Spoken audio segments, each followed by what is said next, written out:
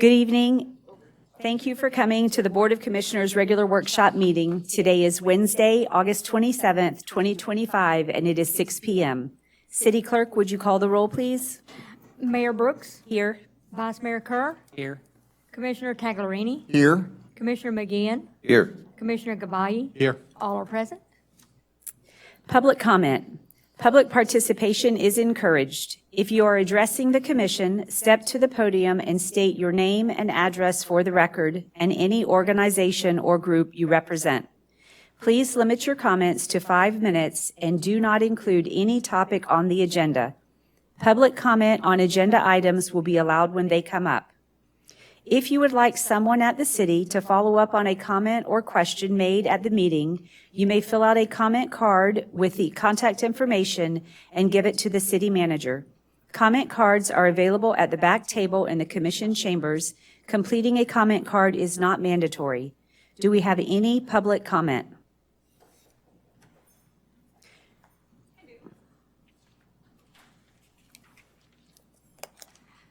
Good evening, Commissioners. Thank you very much for the opportunity to speak today. I'm Hannah Nygren. I have a small business at 13050 Gulf Boulevard. I'm the owner of Fruit Float and the upcoming Fruit Float Cafe in Johns Pass. I am a fourth-generation Pinellas County small business owner and a lifelong member of this community.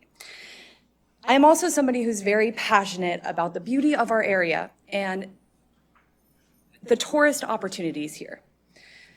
I'm here today to start a conversation about allowing carefully regulated commercial operations within our swim zones on Madeira Beach.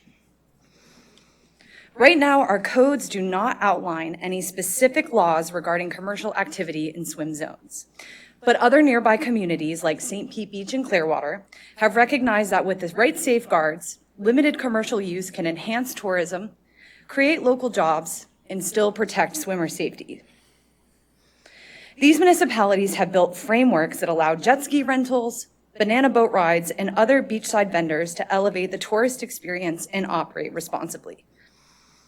Madeira Beach depends heavily on tourism, and we pride ourselves on being one of the most unique coastal destinations in Florida.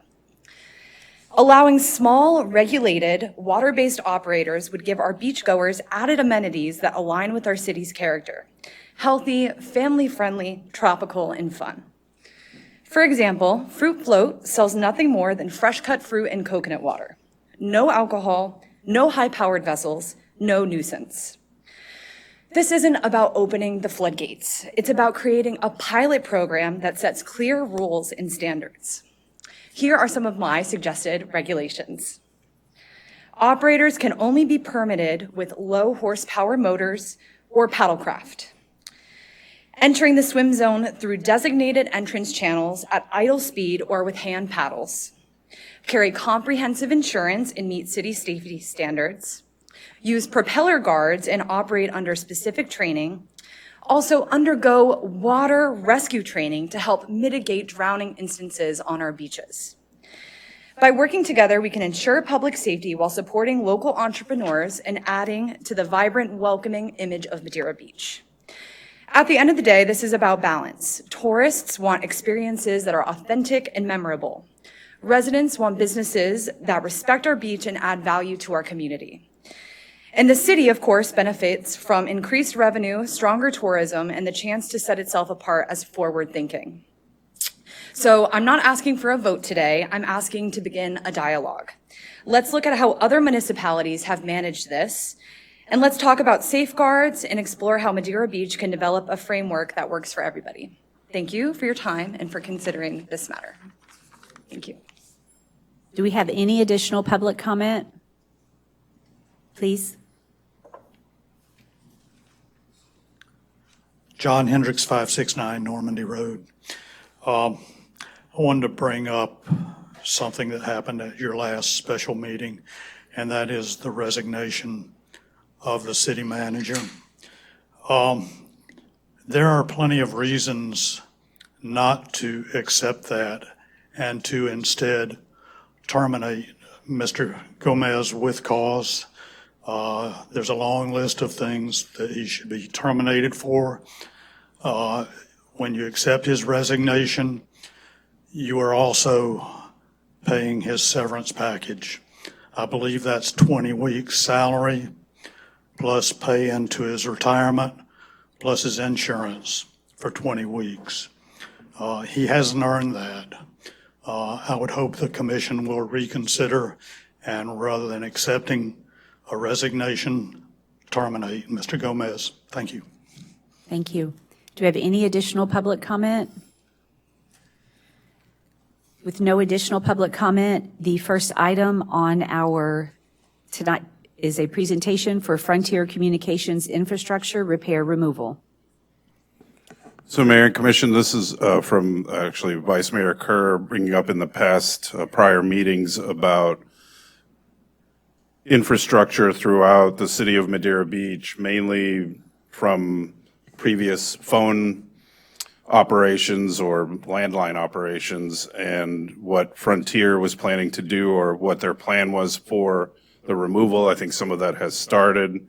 So that's the basis for this. We do have two representatives here from Frontier, Mr. David West, a construction manager, and then his manager, Mr. Albert Rivas, to answer any questions or regarding what to do with what's occurring with their infrastructure and the removal and future of installing their continued equipment.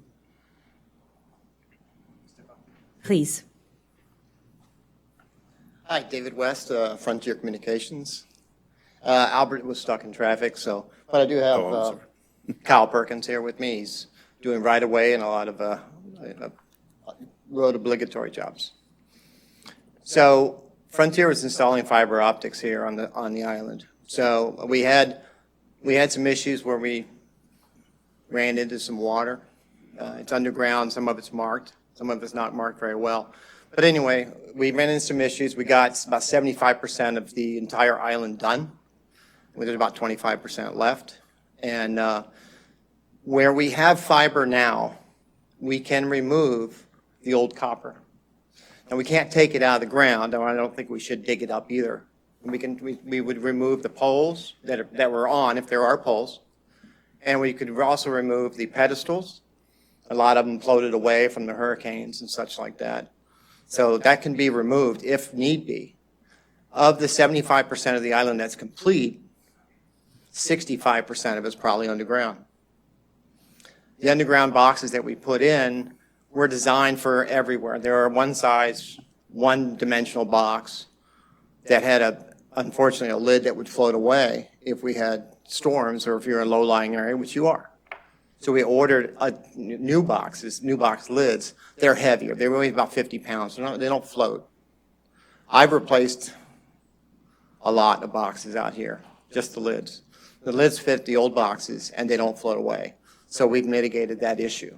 So if we were to remove the old copper terminals and the old copper poles and anything else that just looks bad that belongs to us, we would like the opportunity to finish the fiber build out here.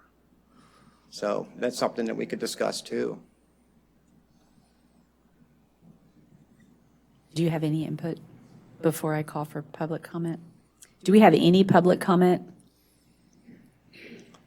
Commissioners, do you have any questions or comments? I do have one. Can I interject one more thing before that?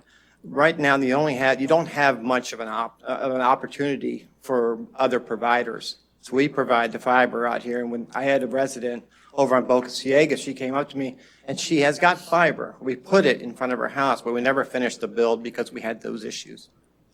But when she had lost power for all those times during the hurricanes, she lost her internet, and ours was still working. I'd like to say that.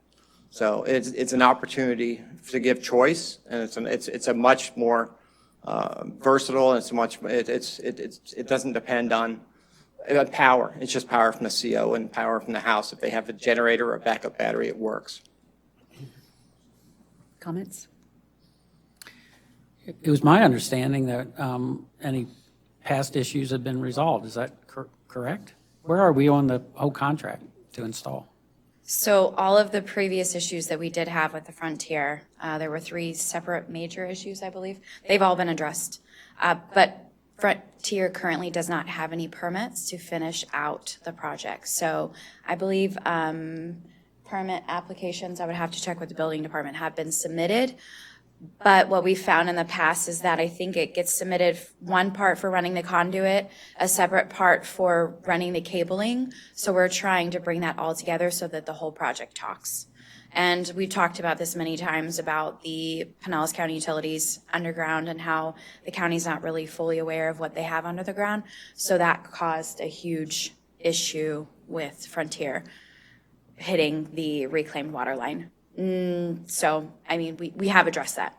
Those have all been done, but we need permits to. So is there any restrictions on, I mean, these permits getting approved and moving forward and? We'll have to check and see what's been submitted and if it has been sufficient for our review, because I know that we were missing some information previously, and I'm not sure that's been addressed.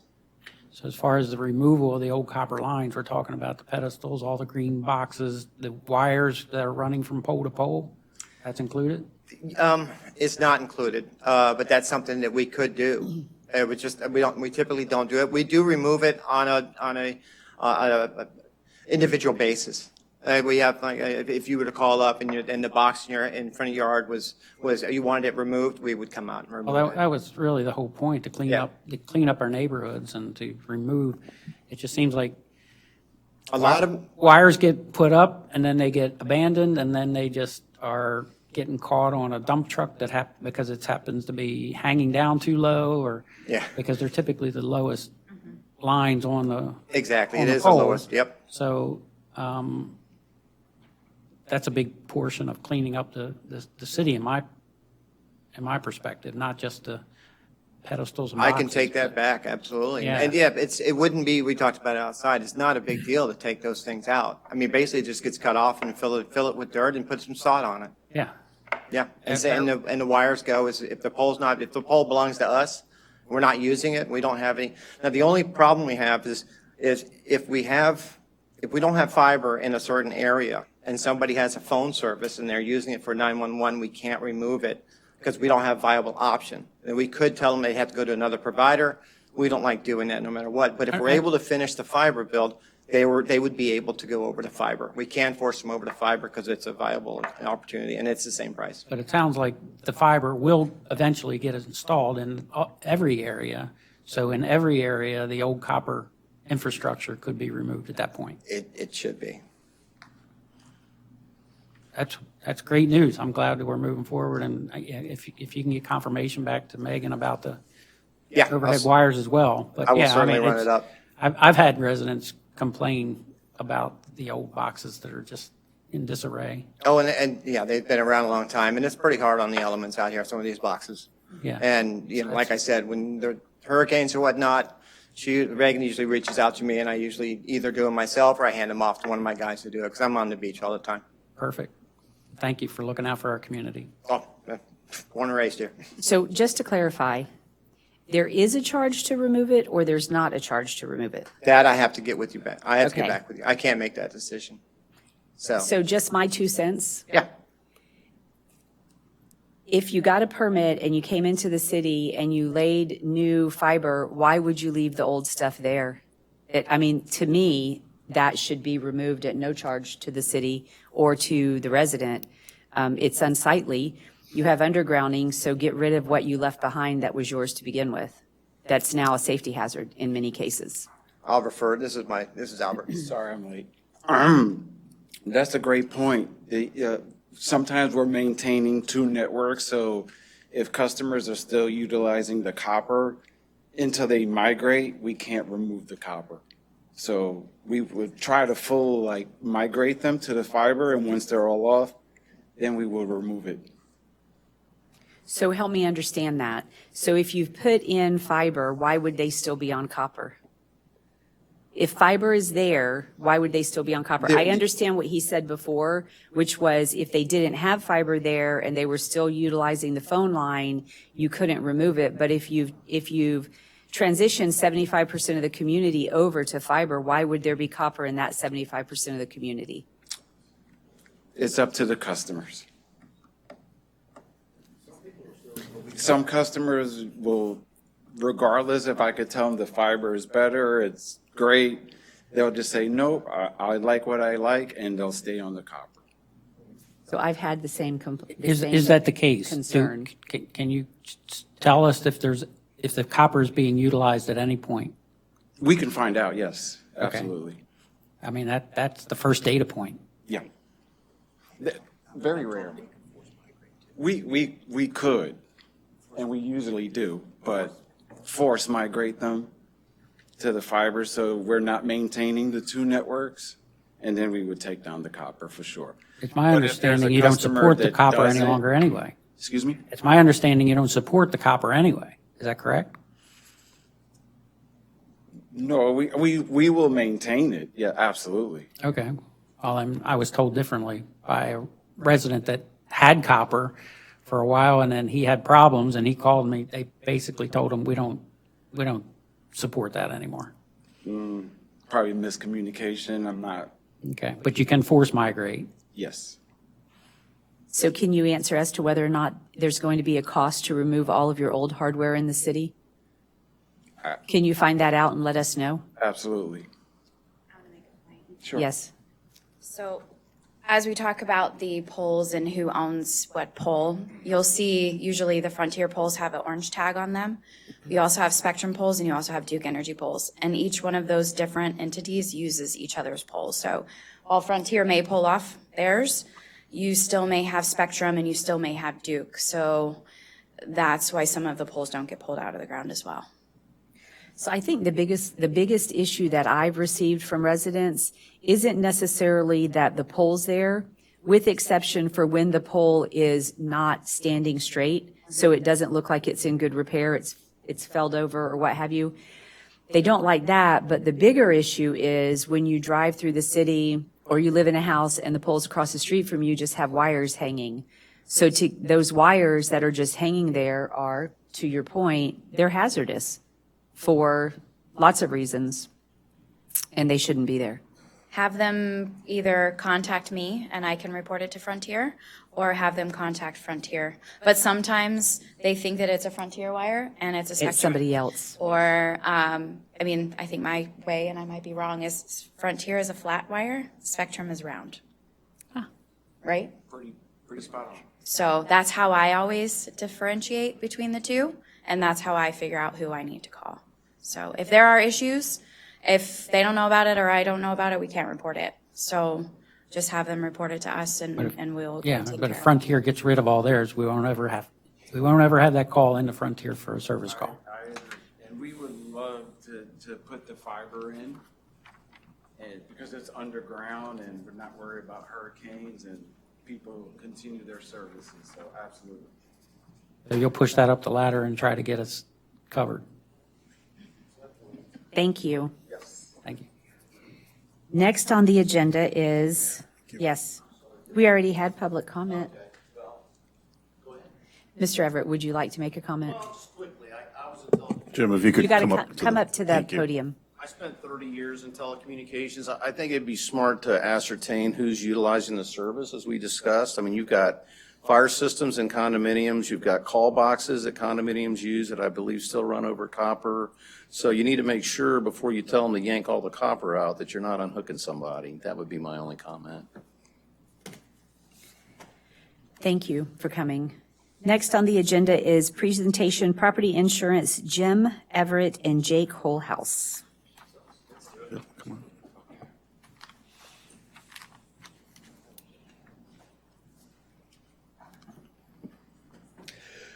Good evening. I'm Jake Holhouse with HH Insurance, joined with Jim Everett from Everett Financial Group, and we are going to talk about all of our favorite subjects of flood insurance. You know, Madeira Beach is in a unique position of, I think, 100% of homes and businesses have flooded or are in a mandatory purchase A or V zone in Madeira Beach, and so flood makes a huge difference when we think about the impact to residents as well as business owners in the city.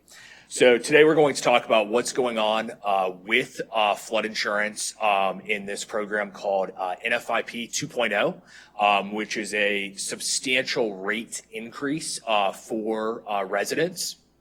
that you're probably hearing about on new constructions. And so we will talk about that today. And before we get into that, Jim's going to kind of touch base on what has transpired since Helene in terms of claims and, be able to talk through different claim scenarios that many residents faced, just to provide the residents some additional context as to this hurricane season and what can and cannot be expected from a claim perspective. And then we will talk about rates and the future of rates that we see in cities like Madeira Beach. Right. Thanks, Jay. Yeah, Vice Mayor Kerr actually had approached us to talk a little bit about FEMA 2.0. A lot of people are now moving into a stage where they're possibly having to rebuild or build a new home. So they're having to build an elevated home, and they're finding that when they're getting quotes on flood insurance for their elevated home, it's actually more expensive than a non-elevated older home. So why is that? Well, it's rating 2.0 because there's in the pricing factors and the rating factors, one of the considerations is the actual value of the structure they are factored in, which really doesn't make a lot of sense to us. But I know there's been a lawsuit. 7 states have sued FEMA over this a number of years ago. Louisiana led it. Florida joined the suit, but I'm not sure what the status of that is at this time because they claim price unfairness. But I did want to point out that it's federally regulated. So your state and local folks, the only way that you can help is to lobby your representatives, primarily Congresswoman Luna. She's got connections to the executive branch that were very useful for this at this point in time. And certainly both Senator Scott and Senator Moody's offices would be places to go for that because state can't affect it. You guys can't really affect it. All you can do is lobby for it. But we wanted to talk about it and give some rate examples so you can see exactly what we're talking about. And I'm also going to talk a little bit about claims because there are a lot of questions. Jake put this up because he thinks it's funny, but that's my house, the yellow house on the left. That's my house in Reddington Shores during Hurricane Helene. That is now a vacant lot with a mailbox and a dock, so that's all that's there currently. You can go to the next slide. So elevated homes are typically, we found that most people in elevated homes had maybe some garage cleanup to do, might have had some fence damage and some stuff like that, but typically their living areas were fine. They were able to go right back into their homes, which is one reason that FEMA says we want everybody to have elevated homes in high hazard flood zones, which is the ultimate goal of FEMA. So they do have their positives, as many people found out. Next slide. What is covered? All right. This is a typical insurance document that nobody can read. That's why it's in tiny print. I can't read it either. So basically, this tells you what's covered and what's not covered. There are items that are covered in an enclosure, air conditioners, I'm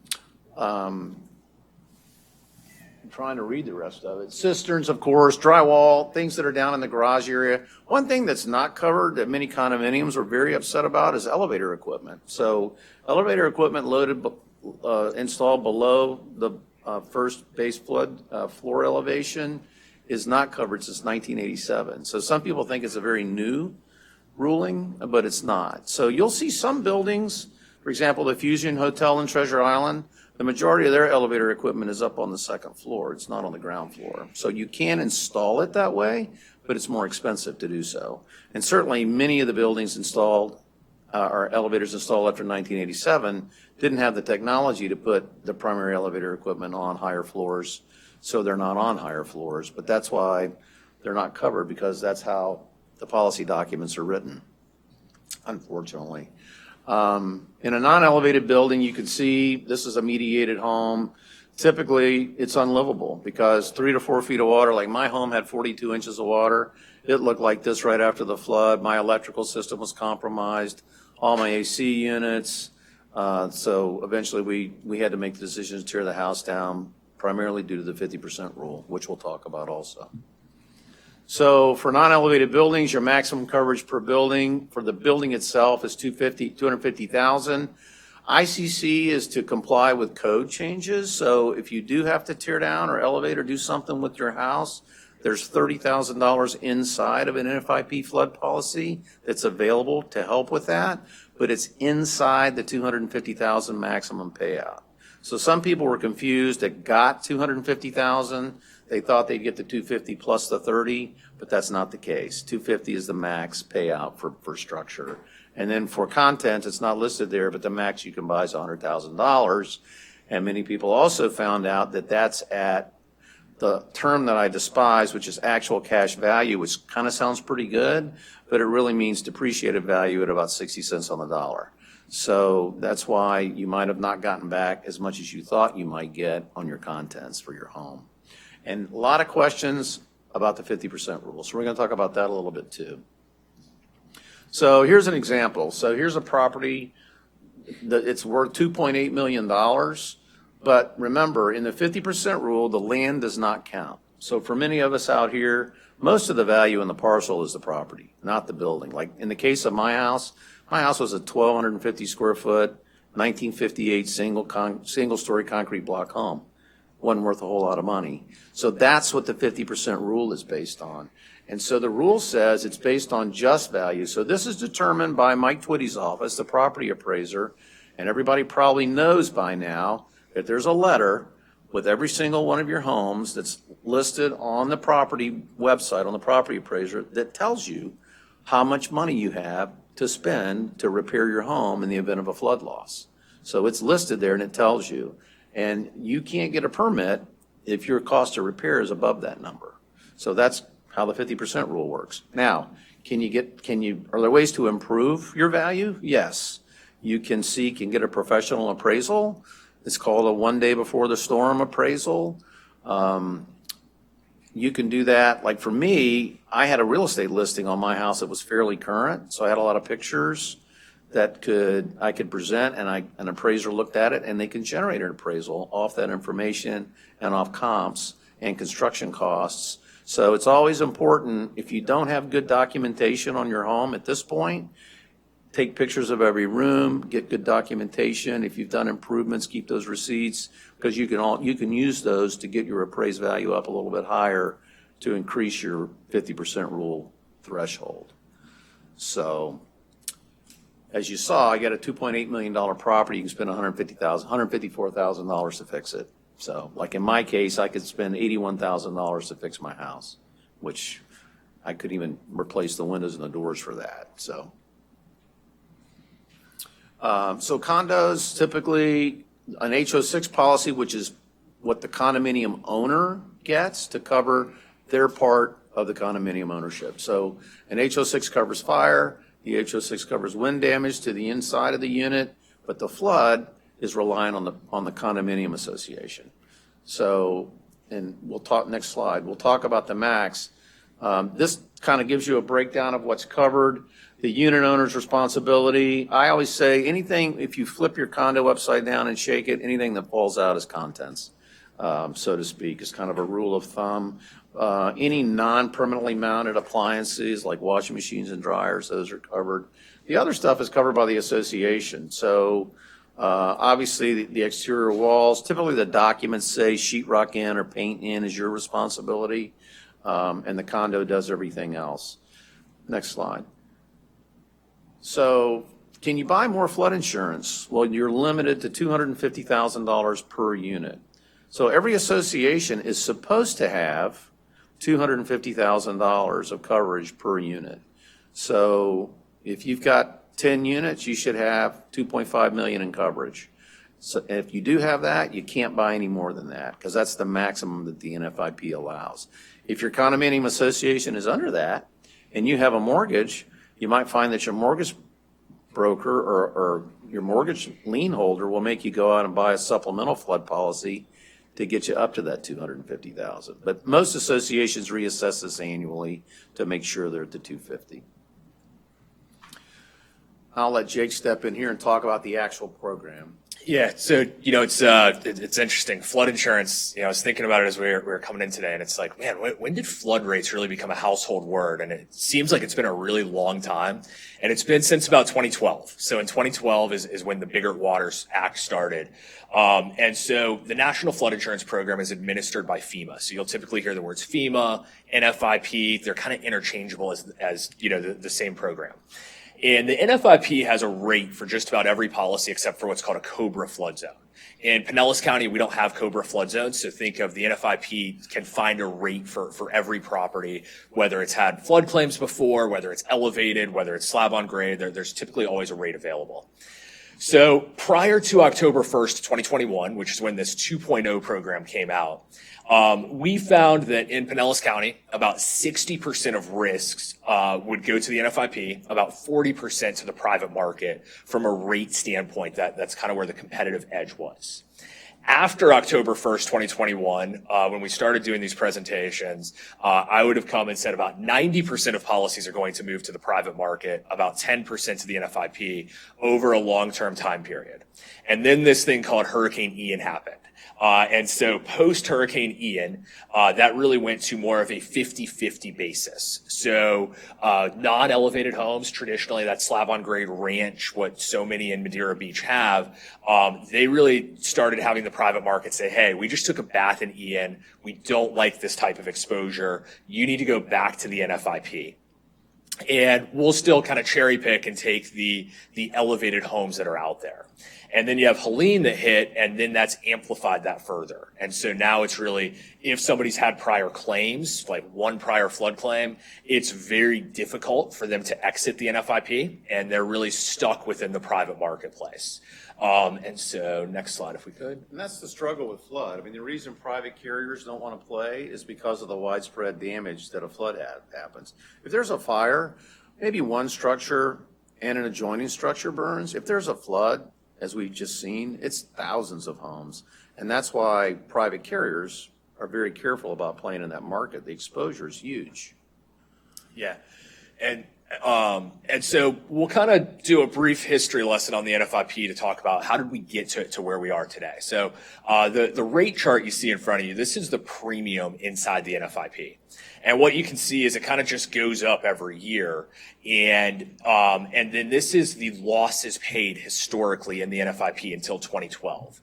And really what you see is until about the 2004-2005 hurricane season, with really Katrina being the catalyst, the claims kind of matched the premium. You know, if the program went in debt, it went in debt for a year, and then it came out of debt. And then Katrina hits, and then right after Katrina, you have Ike, and then you have Superstorm Sandy. So you have all of these events happen from 2005 to 2012, and so you have the wonderful wisdom of Congress say, we've got to do something. And so they did something, and it was one of the most devastating things that they could have done to Barrier Island real estate was this thing called the Biggert Waters Act. So the Biggert Waters Act, if you could flip slides for me. So the Biggert Waters Act went into effect October 1st, 2013. And this is where you saw the newspaper articles of flood rates going from $1,500 to $25,000 overnight. It didn't phase it in, and it just was an immediate rate increase for many of our Barrier Island homeowners. It pretty much halted real estate for slab-on-grade type homes from October until about January, February, when we had some certainty with the next piece of it, which was, next slide, the Homeowner Flood Insurance Affordability Act of 2014. And this brought back basically grandfathering and phased in rate increases to 15 to 25% per year, depending on the occupancy of the house. Now, crazy enough, we as flood insurance, we still operate under Biggert Waters with an amendment of the Homeowner Flood Insurance Affordability Act of 2014. So the flood program gets renewed every 6 to 12 months as extensions without a long-term solution. And part of this act, and I'm going to call this unintended consequence, potentially it was intended, is that basically they wanted FEMA to study why do all homes pay essentially the same rate for flood. So a house in Key West, a house in Madeira Beach, and a house in Orlando that are all in AE flood zone and a +2 elevation are going to be within about $10 of each other on rates. And that's what it was from 1975 through 2021. So FEMA does this study called Risk Rating 2.0, and they say, it's going to be amazing. You guys are all going to benefit. And I think, Ronald Reagan said it best. When the federal government says they're here to help, be very afraid. Be very afraid is really the outcome of this one. So FEMA says, hey, we're going to kind of take these common sense ideas of we're going to incorporate distance to tidal water. We're going to incorporate elevation, and we're going to incorporate total home value to come up with a new rate for flood insurance. And they came out with this really nice postcard. If you can go one more slide. This postcard comes out March 2021, and it says 96% of current policyholders will either decrease or increase by only $20 per month under Risk Rating 2.0. So the industry is really celebrating, right? We're looking at it, and they've got this data in March, and it says 4% of policyholders are really going to be adversely affected.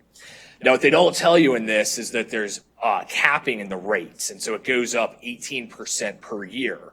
And it's kind of like the frog in boiling water, right? People don't notice, but now they're really starting to notice because their rates have gone up substantially. And so what we actually are seeing from a rate perspective, if we could go next slide, is here's the county level data. Now, thankfully, we're not Collier County, but this is basically the county level data of percentage of increase that FEMA is seeing across Florida. So in Pinellas County, prior to Risk Rating 2.0, the average premium rate was $1,538 for flood insurance in the NFIP. It will now in Pinellas County be $3,258, so total increase at about 111%. And next slide. On a zip code basis, the two of the most affected zip codes in the state of Florida is 33715, 34114. Highlighted those, supposed to highlight Indian Rocks is in there too, but regardless, Tierra Verde, average rate there right now, $1,170. In this new program in 33715, the new rate will go to $6,003 as an average flood rate in that zip code. And there it is. And then we look at what are the most expensive zip codes going to be. And one of the biggest drivers of this is value, right? And so and FEMA's rating it on total square footage. And so you see Naples is at the highest because you have the highest values in Naples. But shortly after Naples, you have Indian Rocks Beach and Clearwater Beach at $76.90 and $74.02 a year as the average flood insurance premium paid, which means we'll have many paying substantially more than that for flood insurance in those zip codes. That's a really scary place to be. And so we're going to walk through a couple rate examples. I'll do the first couple, and then Jim will take over. Yeah, the issue, just real quick, okay, so they based part of it on value, which I understand. But actuarially, usually, if there's a reason to pay more premium, I can buy more coverage, right? But we're still capped at $250,000. So if I had $1 million structure and you were going to let me buy $1 million worth of coverage and pay $8,000 or $9,000 or $10,000 or $12,000 for it, okay, I kind of get it because I'm getting more coverage. But in this case, the rate went up, the coverage stayed the same. Yeah. And so we'll show a couple Tampa Bay examples, and we put some non-barrier islands as well to show that this isn't just a barrier island problem. This is really a Tampa Bay problem. So here's a brand new build in West Shore Yacht Club area. And so if you can go next slide. So prior to the change, the rate for flood insurance for that townhouse would have been $427 for the year. With the 2.0 change, it goes to $3,291 for the year. And so then on the next slide, we see a house on St. Pete Beach. Now, this is what everybody wants, right? It is literally to the point of you're 12 feet off the ground, and it is very elevated. But in the 1.0 program, the rate would be $636. But because it's a higher value home and has a higher square footage, the 2.0 rate as a new construction home is $11,628 for the year for only $250,000 in flood coverage. So essentially the infinite wisdom is that it will flood and be a total loss every 22 years, right? We know that mathematically that probably doesn't make a lot of sense on an elevated home. And so then we look at a house in Treasure Island. So this is your average slab on grade type home. And this is really what FEMA is trying to get rid of, and it's what flooded during Helene. Their rate in 1.0 was 3903. Their rate in 2.0 is 7823. Now, let's talk common sense. That house is a total loss before water even gets close to the example before it, right? And yet, you're not seeing a rate credit there because of the total square footage rating and how FEMA is coming up with that. But even if that person wants to stay in that house, they're still seeing their premium double over the next couple of years with these 18% increases starting to hit. And so I like this example. This is a property in Sunset Beach. This is what we call a severe repetitive loss. This property has flooded 6 times. So we would say that their rate should be pretty high. So in 1.0, that current house is 3903. In 2.0, the rate is $6,083. And so we did the example of, well, what if they knock it down and build a new house? So next slide.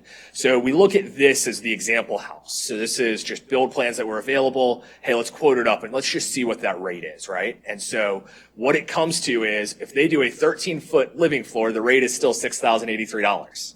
So if they build a code compliant house, they see 0 benefit to their flood insurance. If they go higher to 16 feet, their flood rate is still $5,111 for the year. And if they go to 25 feet, and when we say 25 feet, we are saying 25 feet off the ground, right? Like that is not structurally what somebody would really want to build. And their rate is still $4,079. But in the 1.0 program, it would have been $492. And so huge rate increases when you think about that and you start applying that across the barrier islands. Yeah, so you don't have the incentive to elevate. I mean, that's the primary issue in my opinion with this. Like I actually looked at lifting my house before we had Helene, and it was going to be about $300,000 to lift the house. And I ran the flood rates. I'm $5,000 slab on grade. I'm $5,000 14 feet in the air.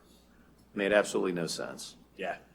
And you want to take Yeah, through so this is an example in Madeira Beach, non-waterfront home, slab on grade, obviously. So you can see 250,000 in coverage on 1.0 was 4,100.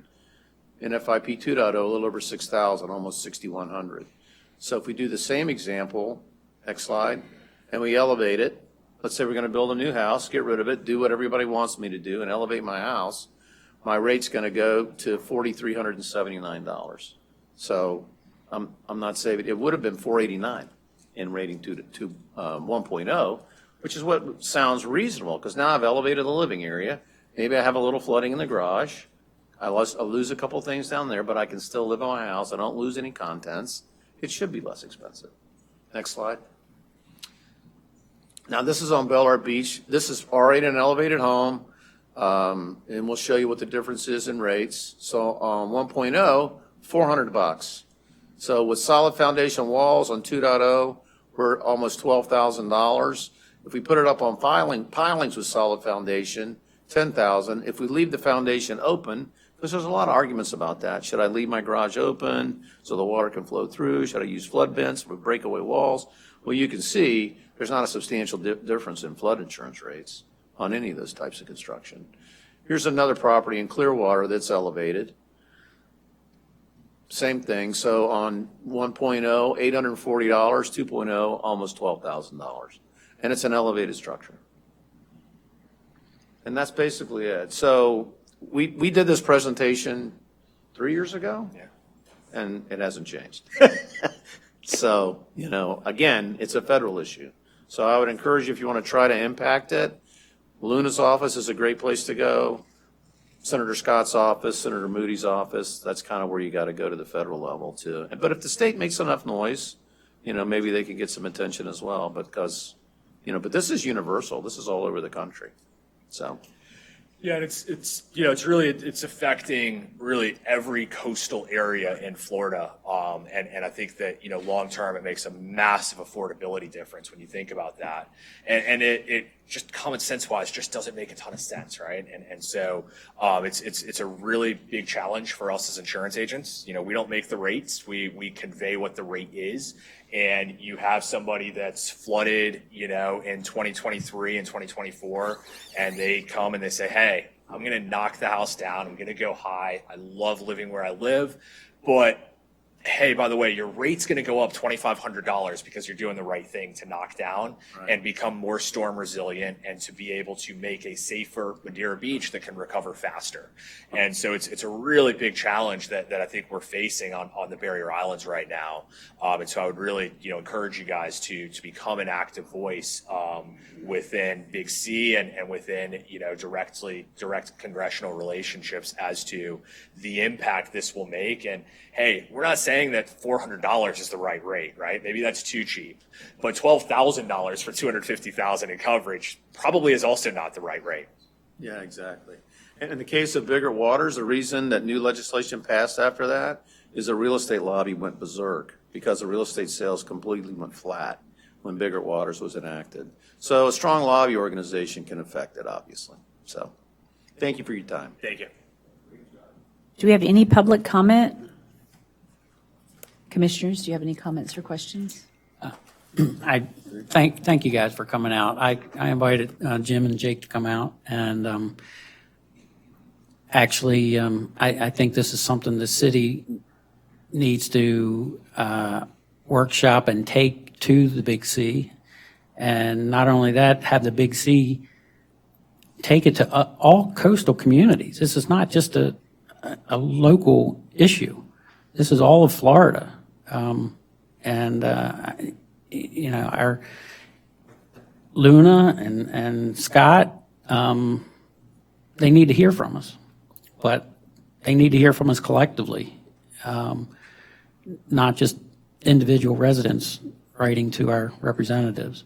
And if we can get the state involved in pushing that narrative to the federal government, we need to do that. So I thank you again for putting together the presentation. Am I okay to borrow some of your slides if need be? But we need to get that.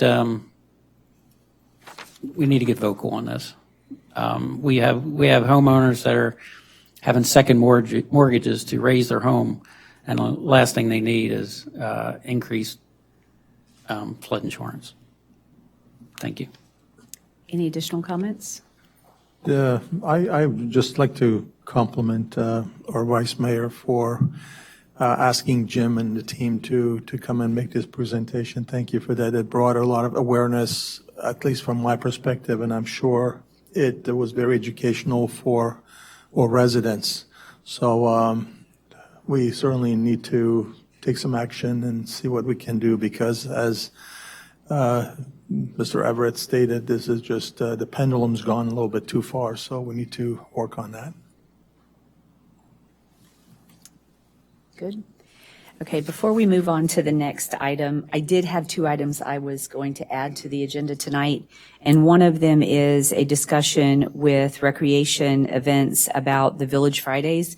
So I'd like to add that to directly after Public Works and before our response to public comments, as well as an update from the Big C meeting.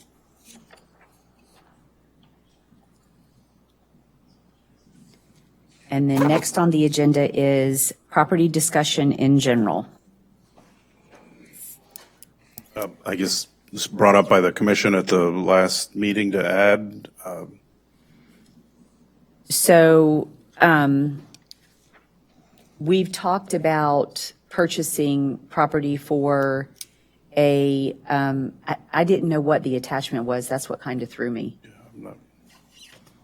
I didn't know why we had an environmental protection attached to it.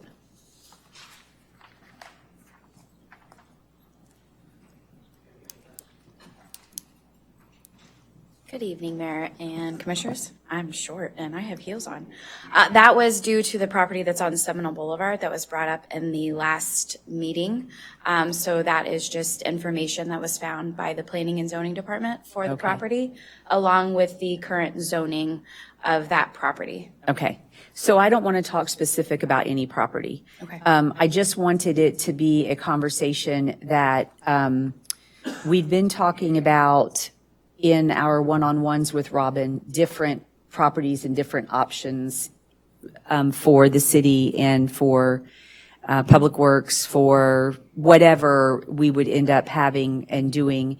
And I just wanted to keep it on here as a topic because we moved on from the church. And I think at our next voting meeting, we possibly will have something on there that we could vote on. Robin? Something to vote on to possibly? Possibly, but we'll keep you informed. Right, right. Just as a conversation to keep us all, that the city's working on different things and options to present to us. Do you have any public comment? Commissioners, do you have any questions? Madam Mayor, just want to make sure that we all know we're not purchasing that property from the church. We are not. Robin's already sent the letter All right. that was Because required. I had heard some signatures were put on some contracts, so we need to. So the way that it works is that when the city manager is asked to go out and have the conversation on a piece of property, before he can actually bring it here and we talk about it in the public, the city manager would enter into a contract that would be contingent on the commission agreeing to it, which is what he did with the church. Okay. So he entered into a contract that if we had voted to accept it, we could have purchased it. But because we voted no, then that contract is not a contract. Okay, and any retainer that could There have was been no paid. retainer. There was no retainer. All right. No Thank you. retainer. You're welcome. Anything additional? Next on the agenda is noise ordinance. Mayor, fellow commissioners, I requested this to be on here. Clara may have a hard copy of something for you to look at. Let me see, if you look at the handout, thank you, Clara. This is a part of the noise ordinance. Thanks. And you see in the first paragraph I've highlighted, and in any event from any location not less than 500 feet from the source of the noise, measured in a straight line from the radio, loudspeaker, motor, horn, or other noises. One would think that that would preclude a lot of noise that is made, that residents complain about, right? 50 feet. The sound is not supposed to emit more than 50 feet. However, if you look down farther on the back of the first page, you'll see that it says amplified outdoor sound, music, or live entertainment shall be prohibited between the hours of 9 p.m. to 7:30 a.m., Sunday through Thursday, and 11 p.m. to 7:30 a.m., Friday through Saturday, unless approved by the city manager. So what's happening is it's difficult to enforce this, the 50 feet, because it says here that between the hours of I changed it to be the positive hours. Between the hours of 7:30 and 9 p.m., anything goes. But really, as I understand the ordinance, between the hours of 7:30 a.m. and 9 p.m., it's the 50 feet rule, in which case you shouldn't hear noise from a restaurant or a bar 3 or 4 blocks away, no matter what time. So what I would like to suggest is that we clarify the intent of the noise ordinance. If you go on to the second page, you see that there's the yellow part. That's the original part. And then what I've done is I've taken the part from below and I've changed it from the times that sound is allowed to the sound times that it's not allowed. Instead of 9 p.m. to 7:30 a.m., I've written it from 7:30 a.m. to 9 p.m. So it's very clear that the 50 feet applies to these terms shall be observed. Look in the green. These terms shall be observed between the hours of 7:30 a.m. to 9 p.m. Sunday through Thursday. And 7:30 a.m. to 11 p.m. Friday through Saturday, unless approved. So the same wording, but I've just put it so that the hours that are designated are clear. I feel that if we have some sort of clarification, it'll be easier for our law enforcement officers to enforce. It'll be easier for residents and businesses to understand. And that's what I'm bringing this forward to. And maybe not this exact wording, but I'd like to work on it, just so that we noise complaints are a big issue, the closer to the village you get. And if we made it clear what the noise ordinance actually says, perhaps we can preclude some of these issues. I welcome your comments and input on this. Do we have any public comment? Commissioners?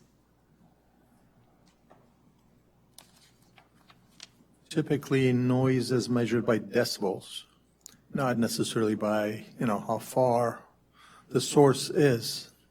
So I would probably recommend to look at some of the other cities, not necessarily St. Pete Beach, but some of the other towns, and see how they are regulating their noise ordinance. This is not something that, we can and don't need to invent the wheel, so we just need to see what's working for them and possibly consider that. I would agree, but I would also say that 50 feet is pretty unreasonable, because I didn't make that up. I know, but 50 feet is extremely unreasonable if you think about it. How far is 50 feet from me? It's not very far. So that means that if we were sitting in your backyard listening to a radio, your neighbor could complain because they're 50 feet away and we could not listen to a radio. So I think that I agree with Commissioner Gouvet that this whole ordinance should be thought about, but 50 feet is not a reasonable. The hours are reasonable, I think, and I know they're enforced. But I don't think 50 feet, now that you're bringing it up. And I'd be interested to know how many noise complaints we've had in the last year. I mean, I'm sure we've had some, but Would how you many? think 3 blocks is too far?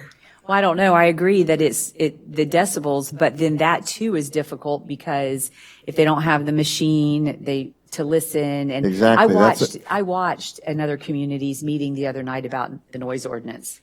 And I think for many people who live on the beach, that's a touchy situation, because if you live in an area that has live music,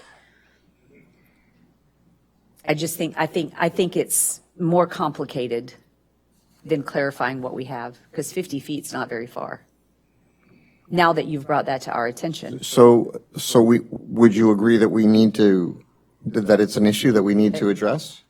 I think that Jay wanted to say something. Good evening again. So I've been up here for the noise ordinance a good number of times, 6 to 8, I think, in the last 10 years. Mr. Trask has been a part of this conversation as well. So for historical context, we have discussed it.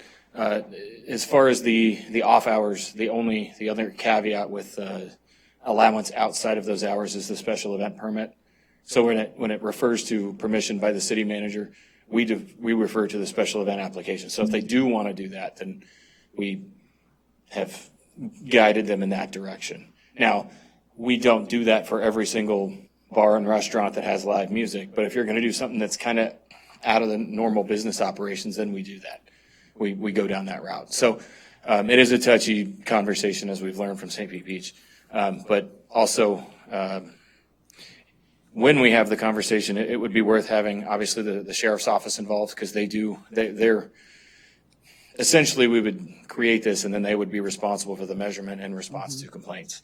The decibel level is probably the best way to go, due to the fact that, again, 50 feet sound travels different in cold weather versus warm weather. A great example for us at the rec center is the American Legion. And we know every day when they're having a good time, because we can hear it across the water. And some days it's, the water's flat and it's louder, and then wavy, it's different. So there's a lot of stuff, and the decibel level would be a lot more appropriate and accurate than 50 feet. And then again, with the conversations with community development and the special area districts that they've talked about, whether it's the John Pass area district or this downtown district here, we haven't explored, and I've just talked to Marcy about it, we haven't explored considerations for that either. So that's something that we kind of, in all of those conversations we had, the special area districts haven't been considered for, is it allowable because it's a business district or a neighborhood or whatever else. So that would be something to include in that topic as well. So, but we have discussed it, and it's kind of, we get to a certain point and everybody just kind of gets frustrated and then it goes away. But I know that there's probably a solution. And again, looking at other communities is another way that we can do that. You know, we're not recreating the wheel really, but we are making sure that from a tourism aspect, it's still viable. From a residential aspect, it's absolutely still viable. So we want to find that sweet spot. So would you say that if we agreed, I know that wouldn't be easy, but agreed on a decibel level, that all law enforcement would have to have a functioning decibel meter? I don't want to misspeak. I know that you would need the meter, and I know that there's training that's needed with the meter, and I know with the rotation of shifts and who's on site and where the meter's located and all that. That's all stuff that can be considered. It's not. I feel like I've been on one of those conversations. Yes, yeah. There's a lot of challenges to it, but there's nothing they're not ones that can't be overcome to make sure that we're doing the right thing. So I would think maybe a direction would be to ask community development to work with the sheriff's department and review other municipalities that are our neighboring municipalities, maybe some others, and bring us a conversation to be had based off of that information. Be a Do good you place feel to like we start. also need to give our input? What do we want to see? Absolutely. What kind of limitations would we like to see? I think it would be interesting to know what each, obviously your opinion, and then also how other municipalities have implemented that, right? So is this something we can task our community development with? Is that, or do we need a They special have committee? nothing else to do. I don't think that's right. No, I mean, I think we could. I think that, Marcy, how do you feel about that? Oof. I didn't want to bring poor Marcy into this, sorry. You're fine. Yeah, that would be something we can look at. We have Kimley Horn touching a lot of our code. This may be a good one too to ask them to take a look at because they're working with so many local adjacent communities. This may be kind of an easy one for them to tackle with their experience. I will have to ask Trask, we do have to consider Senate Bill 180, which prevents us from making things more restrictive. Right. In certain instances, we've asked for clarification in general around that, and I do think a lot of other communities are doing the same. So that could possibly come into play, just something to think about, but we can definitely start asking those questions. Sorry, do you think that it's unreasonable to ask that we could have some recommendations in a month in our next workshop? I can give you an update on an update. Oh, okay. How about Yeah, an we can update definitely- about where we are? We can, for sure. Because this is, I mean, it's been an issue since I've been on the board, and it's been an issue in my life for 28 years. And now I hear other people's complaints. They call me. For sure. And let's, the gorilla in the room is Johns Pass Village makes a lot of noise because people are having a good time. And when I keep saying 3 blocks, it's because I can hear Bamboo Pub 3 blocks away. And it doesn't matter what the weather is. I have good windows now, so it doesn't bother me anymore, thanks to the hurricane. But, other people, they shouldn't closer. I feel like at any time of day, we have to be I think we should be respectful and we should have some limitations. That's all. So do you think in a month we could get an update on whatever direction we might be headed, some recommendations? Yes, sir. Excellent. Thank you. You're welcome. Thank you. Thank you, Marcy. Next on the agenda is Purple Heart City designation. So, yeah, Commissioner, this was brought up by Commissioner Gouvet at the last meeting. I put just some information in the packet about some of what a few other cities, what the requirements are. So you available there and something the city can pursue if that's your desire. Well, we have a court of honor. We have 9/11. I would say Purple Heart's an amazing opportunity for us to be a part of a bigger force. I would like to recommend to acknowledge our city as a Purple Heart city. So do we have any public comment? So in just with what Robin had provided us as reference, the first bullet point is the designation recognizes the community's commitment to honoring and supporting Purple Heart recipients. To earn this designation, a municipality must have a living or deceased Purple Heart recipient issue as an official proclamation and recognize National Purple Heart Day. I would guess we probably have one. Are we aware of a Purple Heart recipient in our city? And I think maybe the first step might be to see if we have one, living or deceased, in Madeira Beach, to start, That's a great idea. based off of how this reads. But, and if we work with the American Legion here Right. in Madeira Beach, I'm sure that we have a retired vet that has earned Yeah. the Purple Heart. And it's here where you can actually get with one of the organizations and they'll help you. So I think that's a great idea. Thank you. So, Robin, how do you see that we would go about that?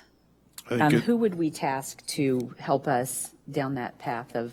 I think to reach out to as was just stated, and also to the VFW and to the American Legion, VFW, and other organizations reach out to. There should be, I'm sure there's a Purple Heart something here in the county, and reach out to them and provide us that guidance.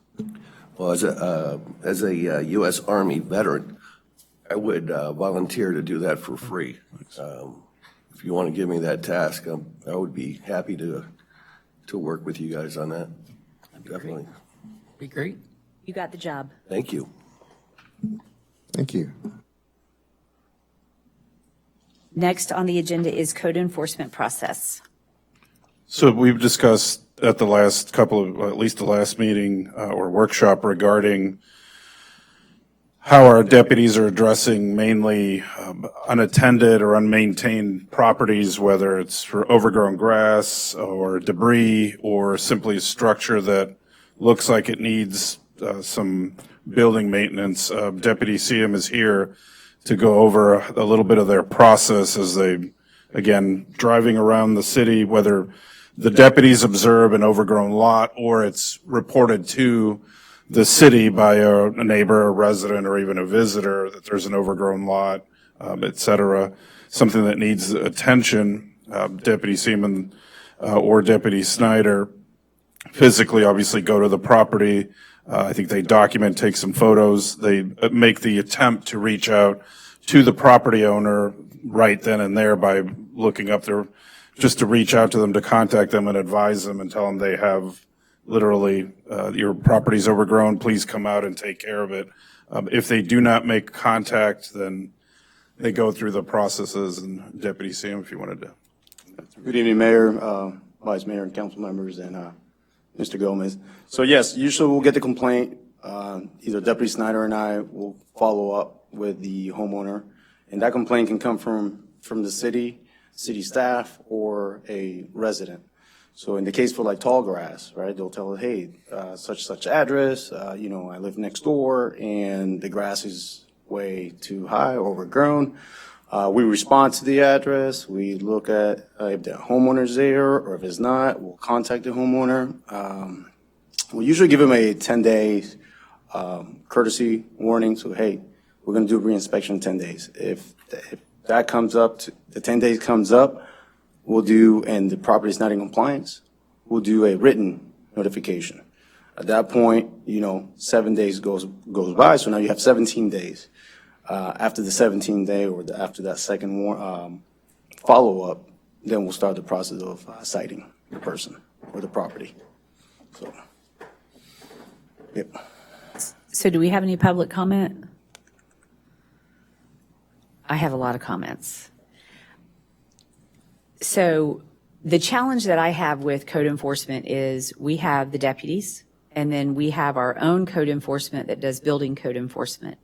And what I had spoke to Robin about was our building code enforcement drives the city, or they used to, I don't know, twice a day. I'm going to say what I know, how I know that they did it. They drive the city twice a day, and they look for things to code enforce, right? Things that are being done, work being done without a permit. And I had said to Robin, couldn't we task the deputies with every Wednesday driving the entire city? And if your grass is tall, if you left your garbage cans out, if you've done the code enforcement things that the deputies can write tickets for and can enforce, can they do that once a week? And then it would maybe help to move along instead of waiting on somebody to call and report it. So I've had several conversations with residents who they've reported the grass being tall. They don't want to call every week and report it. They don't understand why they have to report it. If you're driving the city, don't you see it? Well, I drive the city, and if you're not looking specifically for certain things, you're liable to drive right past it and not even see it. So you could drive down the street and drive past a lot that's overgrown, and because you're not looking for that, you're looking for something else in your mind, you don't even see it. So my thought was that if it was something done consistently, it would show the community that we were working towards it. I understand the process. And then the second part of my question was, is there anything that we can do to make the penalty for not complying stiffer? I know that, and this is an attorney question, I know that there are a lot of things that the state regulates, how we can do it, what we can fine, and all of those processes. Are we, to the fullest extent, doing what we can do to try to keep the community beautiful? Another thing, very quickly, that came up to me just today was when these lots are being leveled, some lots are being very neatly leveled, and they're planting grass, or they're doing enhancements to the property to make it look nice. Other properties, they're coming in and taking the house down, leaving piles of dirt all over the place. The grass grows high and it looks terrible. I'm not trying to penalize the people, because I do understand that we are just getting at a year post-storm.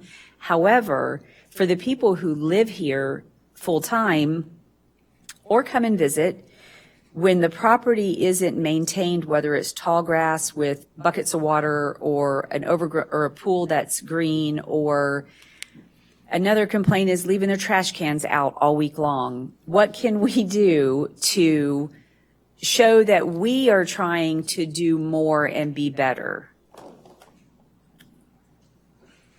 So my first question, I guess, is for you. Are we doing all we can on a state level to enforce? So let's talk about the fines first. So in our small city, the maximum fine pursuant to state statute that we can charge on an initial violation is $250 a day, okay? And in determining the dollar amount of the fine that be levied, the special magistrate has to take into consideration three things: the gravity of the violation, what the property owner has done to bring the property into compliance, and has he been cited for other violations.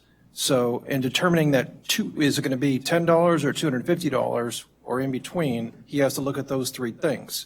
But that's the maximum that the special magistrate can levy on an initial violation. If it's a repeat violation, which is a violation committed by the same person of the same code violation within a 5-year period of time, he can be considered, or she could be considered, a repeat violator. If that happens, the special magistrate can fine up to $500 a day.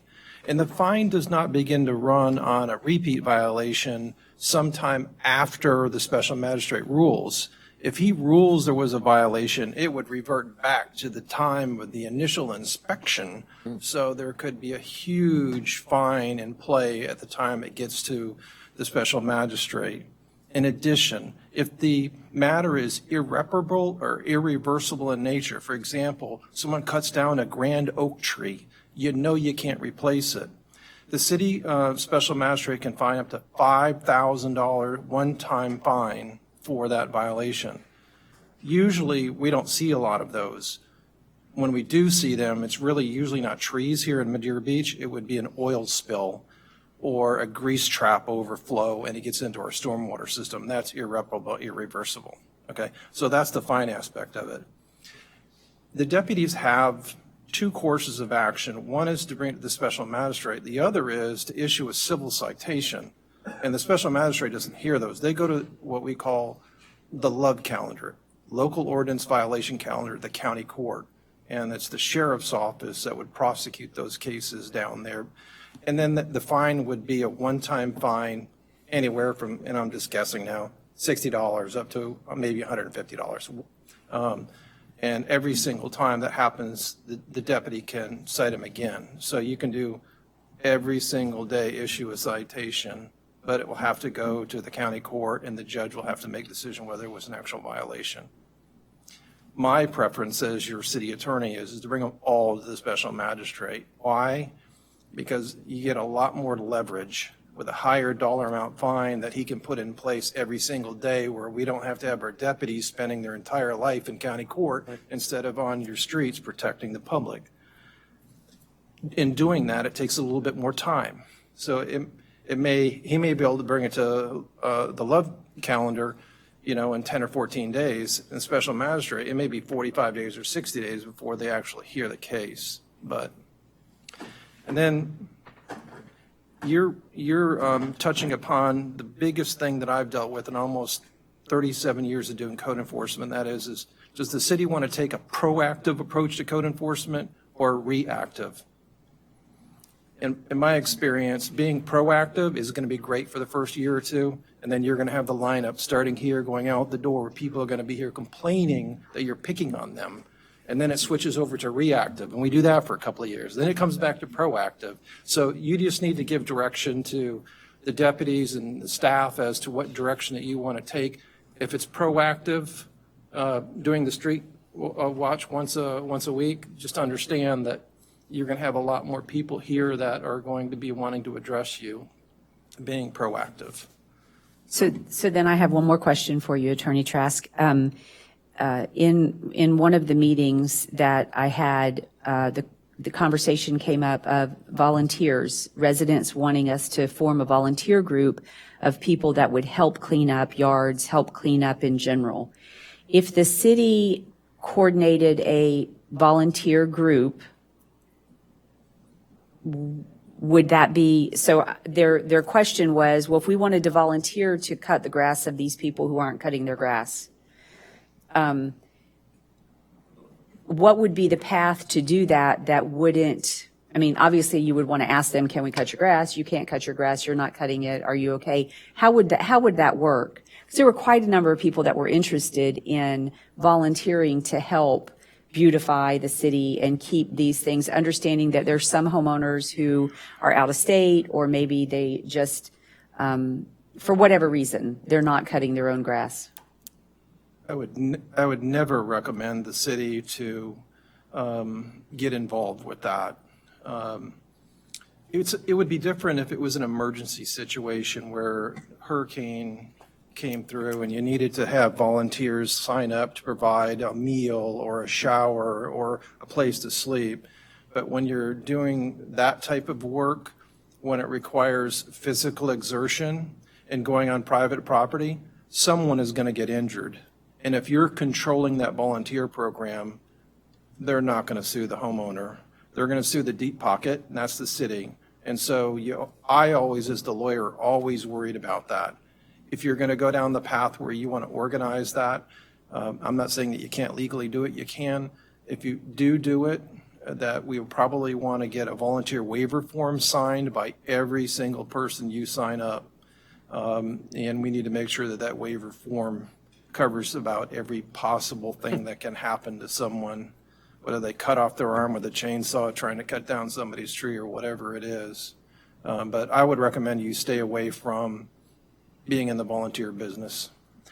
I would suggest that you find a local church or an organization that does that kind of work and just ask them, if we refer somebody to you, will you be able to handle that? So I don't know how many churches that we have in the city, or if there are other groups that do this kind of work or this kind of help, but maybe the VFW, maybe American Legion.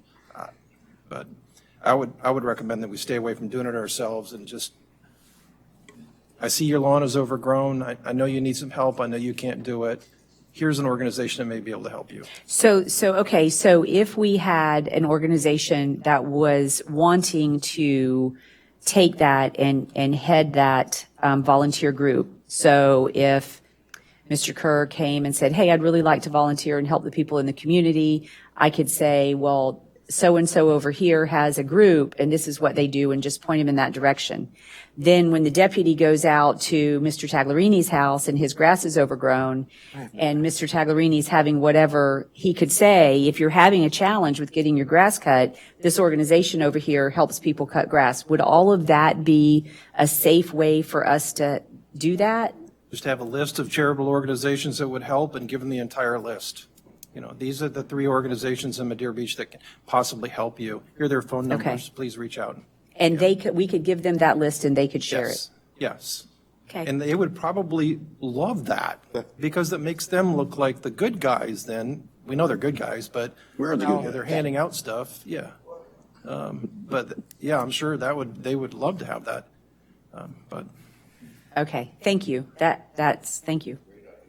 Any comments? And Mayor, for the most part, in my experience, I've been here for a year, and the experience that I've had with encountering people with, tall grass, because we're talking about tall grass, they've been in compliance with me. I've called them, and as well with Corey. It might take some time, but eventually they'll return our phone calls and they come in compliance, so. Thank you. Yep. Any comments? Thank you. Madam Mayor, I think you also alluded to some construction debris and some properties that don't maintain their properties. With the rain, with the storms, a lot of sand could get washed into the bay and erode the seagrass and migrate sand into the bay, and that would be in violation of DEP requirements. So we could definitely get in trouble with that sort of situation. Often enough, there are mechanisms like silt screen, having to place silt screen around the property where when it rains, it prohibits the sand from migrating into the bay. So if we see situations like that, I think it's a bigger picture than cutting grass. Of course, cutting grass and maintaining your property is also very important. And I think, as our attorney alluded to, our deputies have a bigger project, i.e., safety and security of the town. And if they're too busy looking at grass, then they're not going to be elsewhere where their service might be needed. So I just want to put that out there. I think there should be, in code compliance, we should have staff that can monitor situations and report to the city, and then actions should be taken. Letters should be sent, maybe a certified letter that you need to maintain your property, and give them that opportunity instead of or deputies knocking on their door with a piece of paper. I think it'd be more friendly and courteous to get that letter in the mail. That could be in violation of code compliance. I just want to put that out there. So there's 2 different elements of our code compliance. So we do have community development that has code compliance employees, and they do drive around the city and they do address things like the silt fences that are falling down, not having the proper cover on the drainage pipes when there's construction going on. They do address all that. So I think that they do work well hand in hand with the Sheriff's Department on all of that.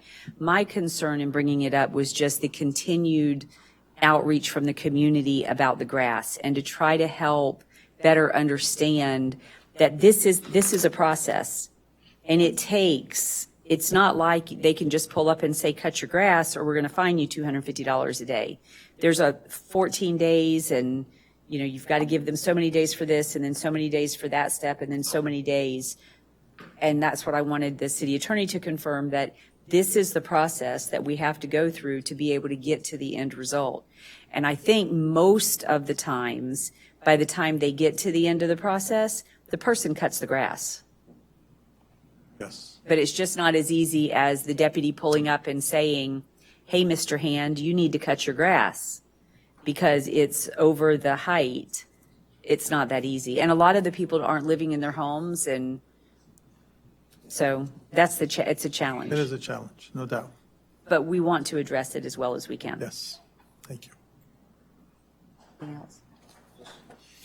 Just for the record, I like the once a week drive-bys. Too. I can tell you this story that I know. When I did my ride-alongs with code enforcement, with the community or the permitting department, code enforcement through community development, the employee that I rode with said to me, we got on this street and she was driving along, and she would drive along and she would look, and she said that she knew they were working in this house in the garage. She knew they were doing construction in it. And she said somebody, I think, had reported it, but she drove past it every day and she couldn't see it. And if you don't see the work, you can't do anything about it. And one day she just happened to go down and was doing her drive, and they had accidentally left the garage door open, and she could see they were building a bathroom. She stopped her car, got out, and put a red tag on it. Now, the neighbors had been calling on the person, but because she couldn't see it, she couldn't enforce it. So a lot of things that if you can call and report it, but if it can't be seen, you can't do anything about it. So I thought that was very interesting. Didn't I do public comment? I did public comment.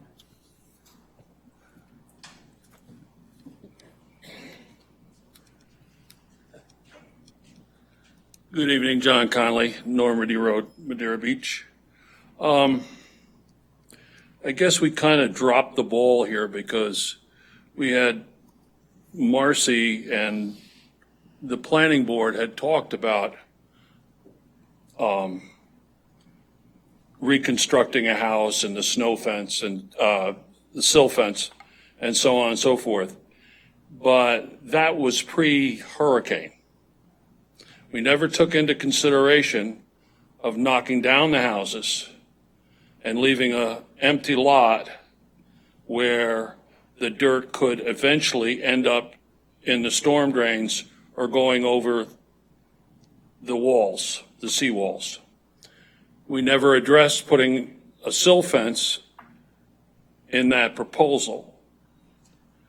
What I'm getting at is I'm going to bring that up to Michael Weiskopf and try to get that to be, again, put in our code violations. The main thing why I'm standing here is on 140th, after they knocked the house down, the house is gone. There's probably a standing 6 to 8 inches of water. And it's bigger than from me to you. Section, wide. The mosquitoes. I mean, we're going to have mosquitoes very shortly. Again, someone has to kind of like supervise after the house gets knocked down and the property gets leveled, that to finish out the application, somebody from the building department has to go out and check and make sure that, number one, it has a grade. Number two, that the water is not sitting, causing mosquitoes to grow. Number three, a sill fence, because if they're not going to reseed it, what's holding this dirt or sand? It can go anywhere, because the rains we've had lately are just unbelievable. So those things, I think, have to be worked up, and please try to address 140th Street, because that's a big concern right there. I mean, it's like a swimming pool. Thank you. Thank you. Okay, next on the agenda is the 2026 Florida legislative session.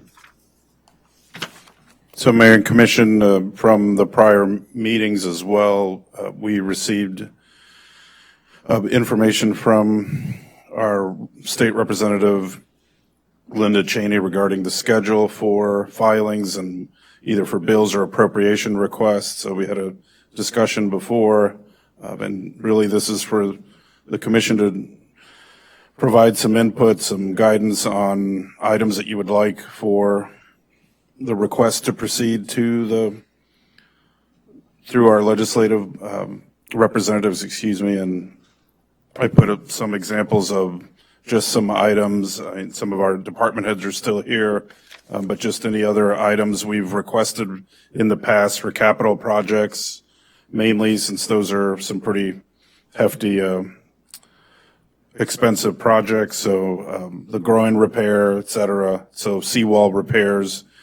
So really it's open for anything else that you would like to see add, and we will forward this to the state representative. Do we have any public comment? Yes, sir.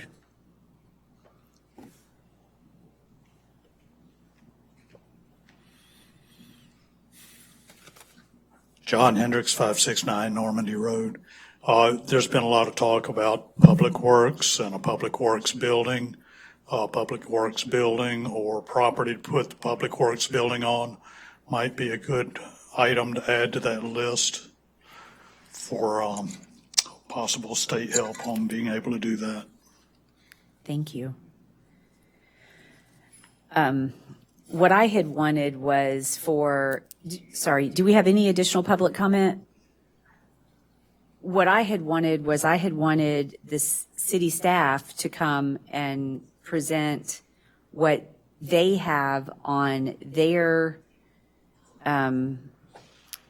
list, undergrounding, recreation, whatever, to get a list put together of where we need the money and for what we need it for, to determine whether or not those are items that we can place for appropriations. Not everything is going to be appropriate to go to appropriations. Some things are only going to be appropriate for getting grants or what have you. But to understand where their head's at, what they need, what they see, they know what their budget is, they know what their funding is, what do they have coming that they want money for, so that then the conversation can be had with the elected officials. And we have multiple elected officials that will go for money for us, but they have different areas of expertise that they go for. That was what I would like. I mean, for us to be able to decide, we have to agree on what we want to ask the elected officials at the state level to advocate for us, right? Madam We Mayor. should be talking about that. You know,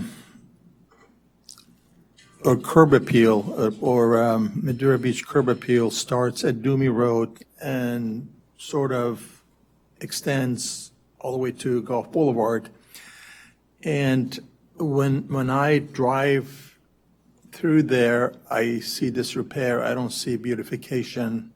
I don't really see the image that this city needs to show to our public, to tourism. So one of my thoughts and dreams for a long time has been to construct a very nice path, maybe an 8-foot path, walk from Archibald Park to War Veterans Memorial Park. I think if you can imagine that, it can be used for, many purposes. It can bring tourism here. And I'm thinking that possibly we can get some funds from Visit St. Pete, Clearwater. We can get some funds through the state legislation. I think we need to beautify 150th Avenue, number one, with benches, landscaping, nice sidewalk. Right now, on one side of the roadway, on the south side, the sidewalk is really broken. There's no ADA compliance. It is lawsuit that could happen. Of course, it's a DOT road, don't get me wrong. However, that is another subject for another day, because I would love to see if we can actually take over the roadway. I had a conversation with DOT today, and, there are issues with the road that needs to be corrected, all the potholes. And there's a way that they could actually fund us to repair the roads while we could be adopting 150th Avenue, less the bridge. The bridge can still be DOT's. So there's a lot to be done to our town, more specifically along 150th Avenue. And I would love to advocate some sort of a design, beautification, benches, lighting, landscaping, and that path that maybe ultimately could end up at War Veterans Memorial Park. But at least it could be a good start from Archibald Park all the way to possibly end of Doomy Road by the school. And I heard that DOT is working on some overpass on the east side of our city, so that is to actually come forward. But that is one thing I would like to put on that wish list.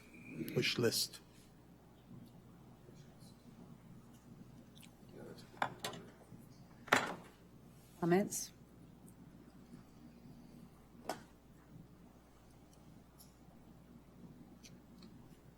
No. To Commissioner Gabahe's idea, I'm not quite sure how that would play out as far as the DOT, I think, is in charge of that. Pull a permit. Sidewalks. But we could talk about that more. I just don't know where the path would be. We have the sidewalks going down there now. It can easily be permitted. Well, I just don't know where it would be. I'm not visualizing what you're. Well, have you walked on 150th lately? Let's say on either side? On this side, yeah. Okay, on the north side, we have made a developer give us really nice. So you're just talking about on the south side? Well, I can talk on both sides of the road. South side is really bad. Okay. The sidewalk's broken. It's in disrepair. It really needs to be fixed, something needs to be done. Isn't that something that we would take to DOT? Isn't that their sidewalk? It's their sidewalk, but we're using it, or residents are using it. Something needs to be done to it. And the legislation could be a good source of fund Yeah, I don't know. obtain some dollars for correcting that, remove the sidewalk and reconstruct it. And it can be like 8 foot wide, all the way to the edge of the curb. Sure, sounds great. Yeah, we can talk about it. Yeah, definitely. Definitely. It's just the flood insurance that we were just talking about. We had the presentation on. I don't know if that's something we could take. It's not a funding issue, but it's a legislative issue to have them, as our state representative, take it forward to the feds. That's a federal, yeah. We need to talk to senators, Well, U.S. senators, not state senators. Yeah, for the flood, that's not at a state level. It's definitely going straight to our federal representatives. But I mean, I don't see why we can't do that also. The sidewalk, that would be interesting to have some continued conversation on that. Yeah. I've been trying to, so I talked to our lobbyist and understanding what this year they believe they're going to be able to get. So every year is different, right? And the governor has a veto pen, and he doesn't always let things through. So the lobbyist, between the lobbyist and you want the elected official you're asking to get you the appropriation to have buy-in to what it is you want. Otherwise, why would they fight for you for something? And we have things that we need. We're going to build a public works building somewhere. We're going to do hardening and beautification somewhere. Where? What? That's the conversation that I'm trying to pull out, right? I mean, I have all my own opinions, but my opinions can't always be the opinions. I want buy-in. I want you guys to talk about, you all to talk about what it is that you see, and maybe that's it. You need to have the conversation with some of the department heads to understand where they're at and how we're moving the city forward. We have a budget. You can see the projects that are on the budget. So we can't ask for everything. What of that do we want to take and push forward and ask for assistance? We may not get it this year. I think that Representative Cheney asked for the money for the dredging project for like 3 years in a row before she got it. So that's kind of my point. I'm trying to impress on what I've learned, that it's not that easy. Just because we ask doesn't mean we're going to get it. Last year, we had 2 things that we asked for. We got one of them. So that's what. Mayor, do you want to task us to come back to our next workshop with 1 or 2 specific things that we'd like to Yes. address? Please. Give us an opportunity to interview, speak with some of our city staff. Yeah, and have the conversation so that when you come, you know, they should sell you, and then you sell us as a group, right? Yeah. That's what we're here to work together as a group, not, we can't totally, I mean, they have jobs also, but we need to put in some of the work to understand what they need and what would be best for our city. And then you've got the buy-in also from from the residents. We all work for every resident that lives here, right? And the business I think that's a very owners. So specific task that we can accomplish. yeah, let's put forth Our our next- foot to do We the have best. homework. Do we, Yes. is there a deadline to, The next workshop.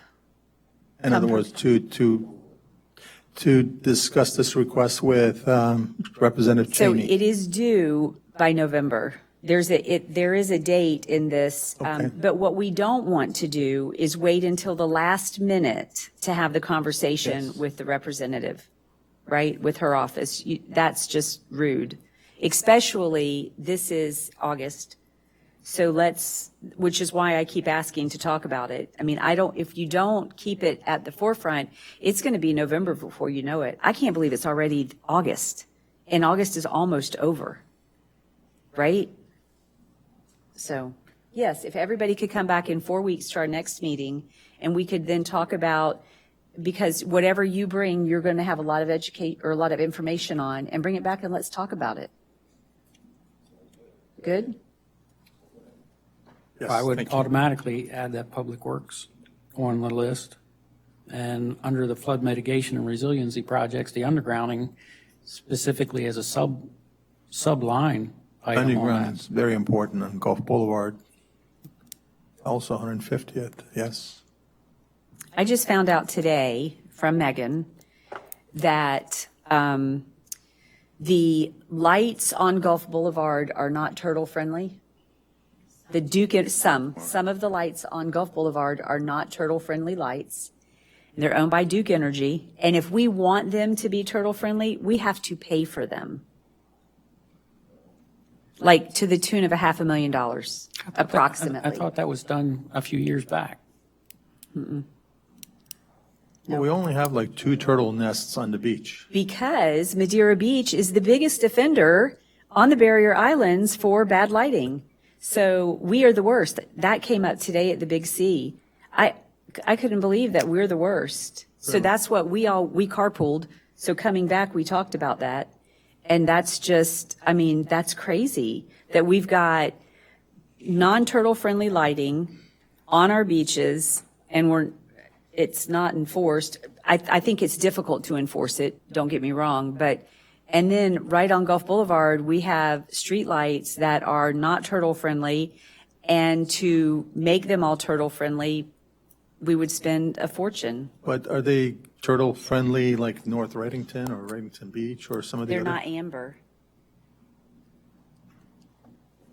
It was interesting. I didn't know it until today. I was kind of embarrassed. I mean, we had the most turtle nests according to the turtle people when they came and did the presentation. We get all these turtle nests, but then our turtle nests don't make it because of, it's kind of insane. Every Saturday morning, I check them out. I actually walk all the way to Johns Pass and To back. see them? Yes. It's so funny, the things you learn, but, okay. So then in 4 weeks, we'll all come back with something wonderful.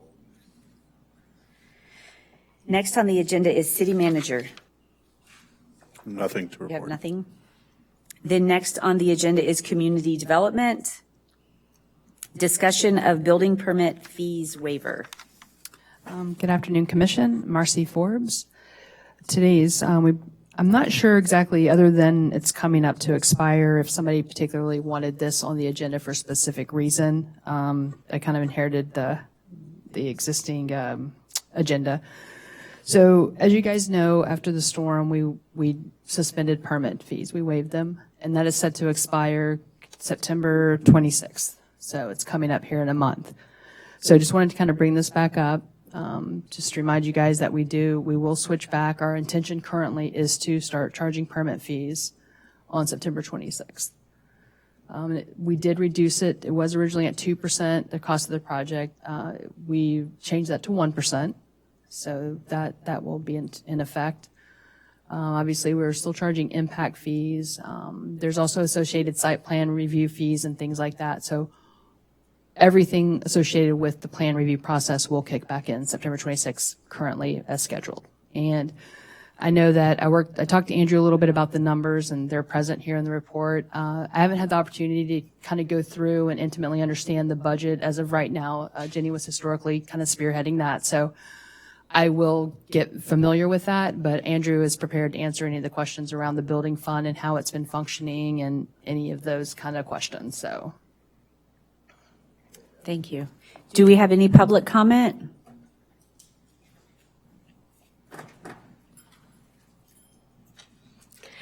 Good afternoon. My name is Christina Pascuzzi. I'm a resident at 14072 West Parsley Drive. My husband Ron is here with me as well. I'm up here to talk about the permitting fees. First off, I want to thank the city for waiving permitting fees this last year. That has been an important measure of relief. However, that waiver is set to expire next month. For many residents, the reality is that the sheer scale of destruction, combined with contractor shortages, engineering bottlenecks, and SBA loan delays, has made it impossible to complete the process within a one-year window. Without an extension, homeowners who were told by the city they must knock down their home and rebuild will now face full permitting fees to do so. Respectfully, that creates a very difficult optic. On the one hand, the city required us to demolish the 50% rule, and on the other hand, the city is about to benefit from that. While I do not believe the city intended to profit from residents' hardship, the appearance is unavoidable. And more importantly, the financial impact is real for families who are already stretched thin with insurance gaps, SBA loans, and rebuilding costs. My request is this. For any resident who has received a substantial damage letter and is required to completely rebuild, the city should extend or continue the waiving of permitting fees until those projects can reasonably be completed. This is not about elective renovations. This is about compliance with code and FEMA requirements. Extending the waiver would send a clear message that Madeira Beach stands shoulder to shoulder with its residents, not above them. It would demonstrate leadership and compassion at a time when people need it most. Mayor, commissioners, we want to do what is asked of us. We want to rebuild our home, to code and restore Madeira Beach stronger than before. All we ask is that the city not place an expired date on relief when the scale of damage has made a 1 year deadline impossible to meet. Thank you for your time and consideration. Thank you. Do we have any additional public comment? Commissioners?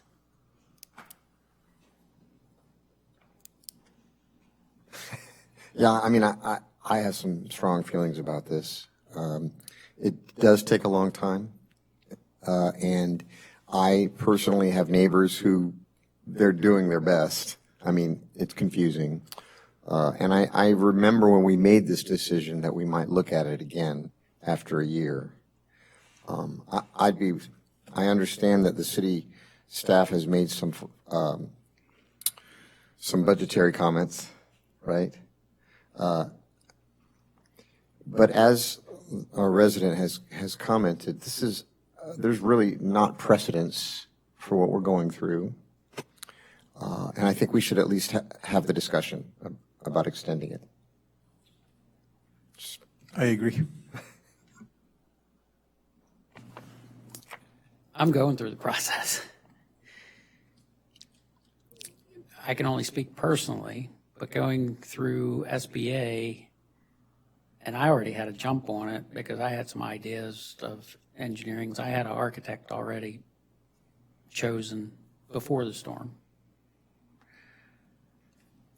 To get confirmation on your funding, personally, took me probably 6 months anyway. So you can't go out to finish your drawings until you actually know you can financially do this. And then you again engage. It was easy for me because I already had an architect, but for someone to start going through the process to even find an architect, now I have the finances to be able to do it, and an architect to actually design my home, or to select a builder that may already have a package already put together, which I do know that that's going on. That part of me says, yeah, we need to extend it for the people. That the whole idea of this was, and it was very well put, this wasn't an elected thing to do. Now, that being said, looking back on the budget side of it, we have to increase the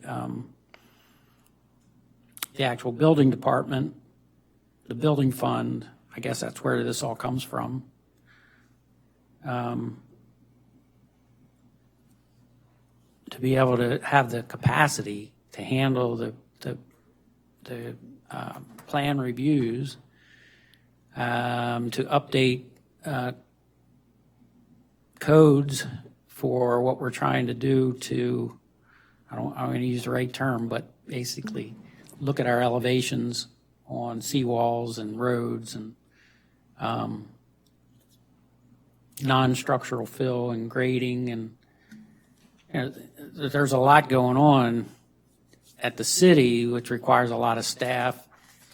So I see both ends of it, but I want to be as fair as possible to, the whole point of pushing it back a year, not charging for a year, was to give an opportunity to the residents that were put in this situation. Again, personally, I think I can meet the deadline. So this is not a vote for me one way or the other. I know we're not voting, but it's a discussion to extend it or not. That being said, I'll be pulling it under my own name because I don't necessarily have a contractor that I can set. Now, I've been told that I can change that on the permit down the line. So I can only put my personal experience to it. I know a lot of properties, and you may have Marcy, you may have more information on this. A lot of properties have been sold, and they wouldn't fall under this anyway. A lot of properties are not homestead. They don't fall under this. How many of those homes are going to be rebuilt?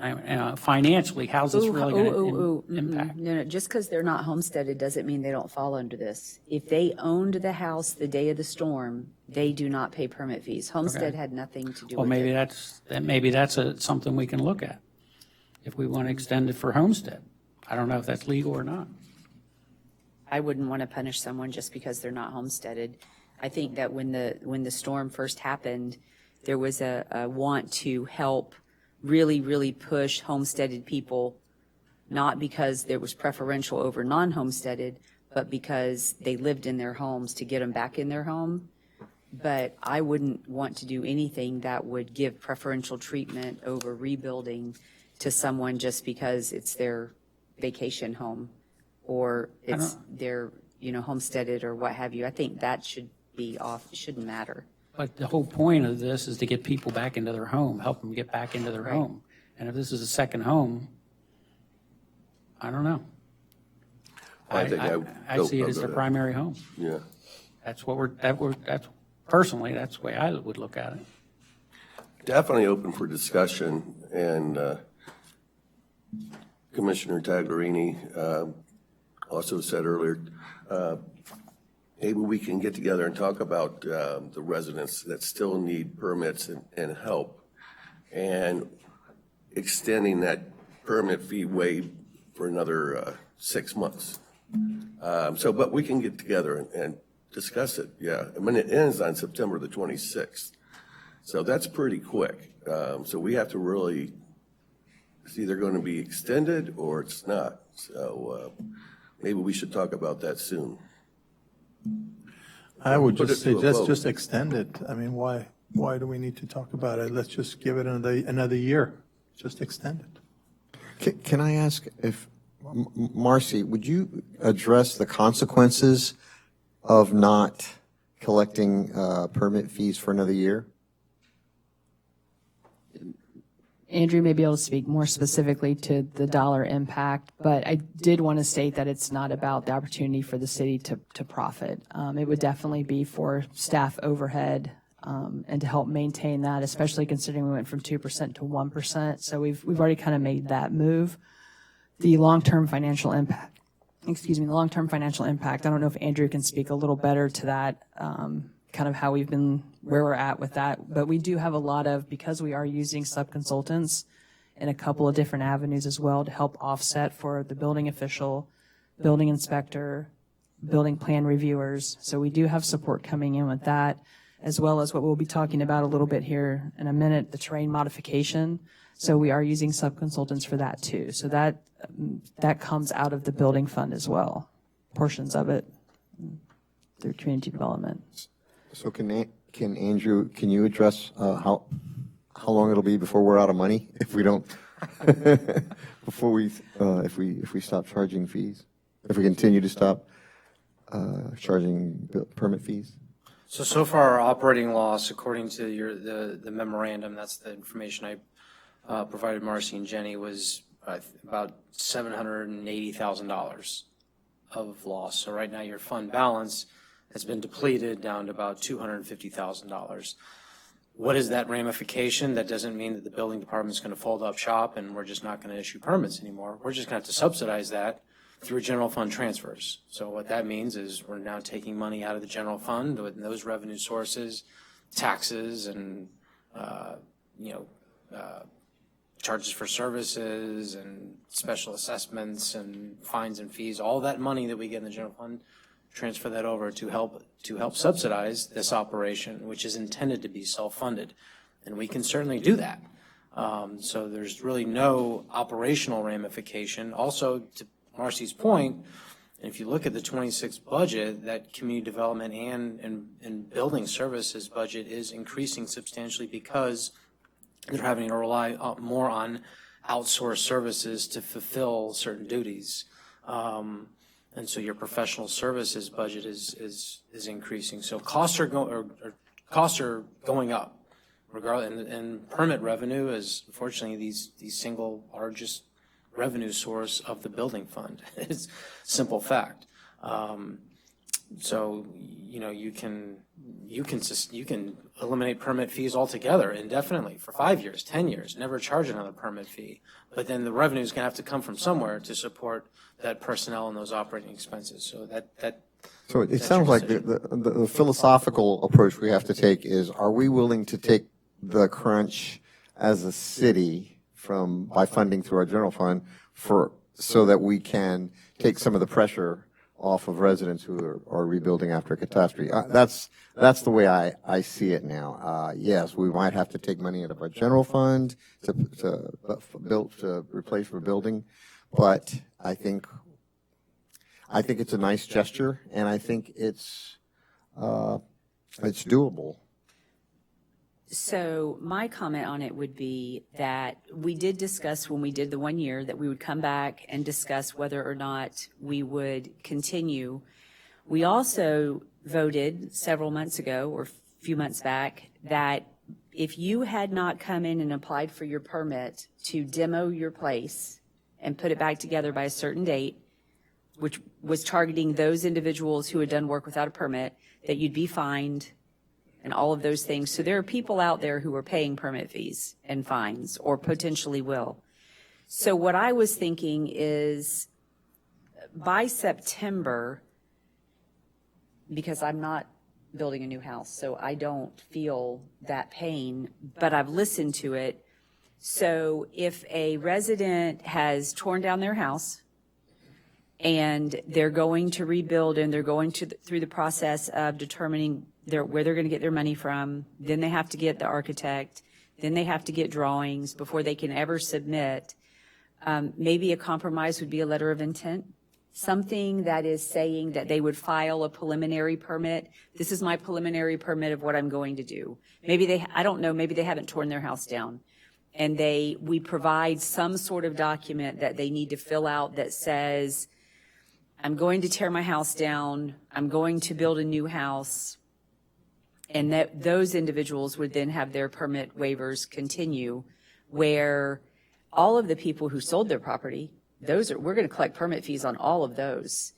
And on the raised homes, do you think that there are people who are still not going to have decided whether or not they're going to raise their home by September? I think you're going to have a group of people who applied for the Elevate Florida program and didn't get accepted, so they may be having to make some hard choices about what they can and can't do. So I do foresee that. And other than that, most people have kind of made their decision and know what their intent will be. That subset would be the people I would think may kind of fall into Be caught in that. Yeah, be caught in that. Would you think it's that many? I don't think it's that many, because I haven't really we've seen one report come through for a house that did receive it, but I haven't heard a lot of people coming back. So we've had about one or two people reach out to us who didn't make the program and wanted to know how they can move forward. So, I would be inclined to say, let's come up with some sort of intent. And if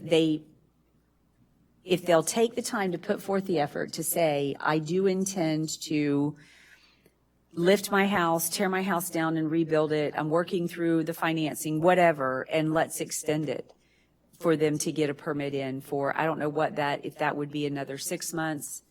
I'm not thinking indefinitely, but definitely thinking that, because I can see where the challenge would be. Elevate Florida just awarded recently everyone who's going to get their money. Correct. Not every. And I know they just recently announced some awards, so I don't know if they've completely. I was given the update today that the whoever was getting it had gone out. That's what I had been told too, that told if today. you had been awarded it, you had received notification of it by now. But I would think that having some sort of letting the homeowner go on the record and say, I'm going to do something, and then we extend their time would be I think would be reasonable. Let them, and that way they're coming. And it lets them extend without us doing just a blanket, everybody gets which I don't think it's going to be that many people anyhow. So the goal with this you would say by September 26th, you need to submit your letter of intent, and then those letters that are received would not be, whenever in the next 6 months or a year, would not be charged permit fees. If we don't receive a letter of intent from you by that time, then the permit fees will be in place. And we'd want to advertise it like Correct. we did when we did the implementing permit fees for people who had not obtained their demo permits and rebuild permits for their interiors and that, such as that. Okay, I'm thinking through that. I'm thinking, I've heard this particular situation from more than one person, but not more than 6. Right? So I know that there are people who are struggling, and I agree with Commissioner Tagliarini. If we can help them, what is the permitting for building a new home? $12,000? Because just for the permit fees, around maybe 20? Yeah, Right, maybe getting closer to 20,000. 20. So that is a substantial assistance to help someone. And I think that that makes a big difference. Agreed. Yeah. I like that idea. Yeah. So what we can do is let me kind of think through the logistics of it, then we can maybe come up with some verbiage to post to the website. Maybe I'll get with Tom and maybe we set forth a minimum number of topics that need to be in the letter and how it needs to be kind of formatted. Maybe we can even give up a form. That way it all comes to us the same way. So let me get with staff, I'll get with Tom, and then we'll get back with you guys, maybe kind of share with you the form that we're thinking about, make sure it meets what we've discussed tonight, and then we can move forward with that approach. Thanks, Marcy. That's Thank you, more work Marcy. for you. Thank you. I think that'll meet the needs. Next, anything else? Next on the agenda is terrain modification update, advanced engineering. Okay, this will be brief. I think Robin had asked for an update on how that was going, so we put it on the agenda. We, as you guys know, Advanced did our watershed management plan. With that, you get a lot of data about drainage and, the functionality of the islands, basically. So one of the approaches we were taking is to utilize them to also look at homeowners who wanted to elevate their finished floor a little higher than we would normally allow. So when we did get residents who were submitting plans and wanted to go higher, we were submitting them to Advanced. We've ran through about 2 full scenarios with them where they've actually looked at somebody and they both homeowners want to kind of move forward with elevating the property, which would include stem walls on the side, a more robust grading plan, some step downs to the seawall, but it's a much more engineered approach. Several residents who originally thought they wanted to go higher, once they started to realize what that meant for their existing pool, I think that's who it's going to impact the most, is people who have an existing pool. If the house goes high, then they're stepping down into their pool, it starts to eat into the space, and ultimately they kind of don't want to go through that iteration. So right now, working with Advanced, I know we have 2 homeowners who have been interested in the process, and we're kind of looking at those 2. One of them, I think, is moving pretty far along. The other one, I don't know if that one will just end up stalling for a couple of reasons as well. But it's been helpful in the fact that they are, like I said, running through the iteration of what a stem wall would look like, the fill, the slope to the driveway, the step down to the seawall, and how you get there. So we are utilizing them for that, and that is going good. They've been a really good partner and very proactive. And they also meet with the residents, which is nice too, so they get the firsthand kind of technical feedback from them. So that's going really well.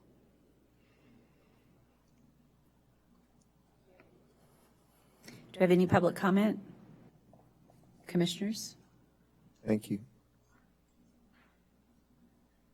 Thank you, Marcy. Oh, Commissioner, I'm sorry.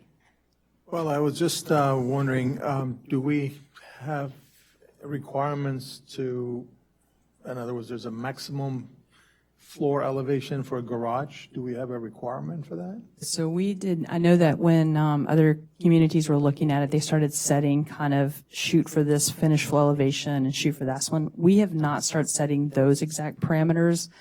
We're still working through looking at what it means for our community as we really start to build those out. So we have not set any standards yet for those elevations. Makes sense to be as high as they possibly can. So Correct. that they won't get flooded. So I wouldn't want to put any restrictions on raising it a high. Right. I understand sometimes the slope to the driveway could be 10% or whatever. Correct. There's a balance there, and that's what we have to play with. And that's where also the watershed management plan comes into play, is it does identify natural flow off areas that we have that we do need to protect, that we don't want to dam up when we start looking at these instances. So it gives us a really good view of the areas where we can kind of go in a little higher to help with the long-term goal of raising the roads. So.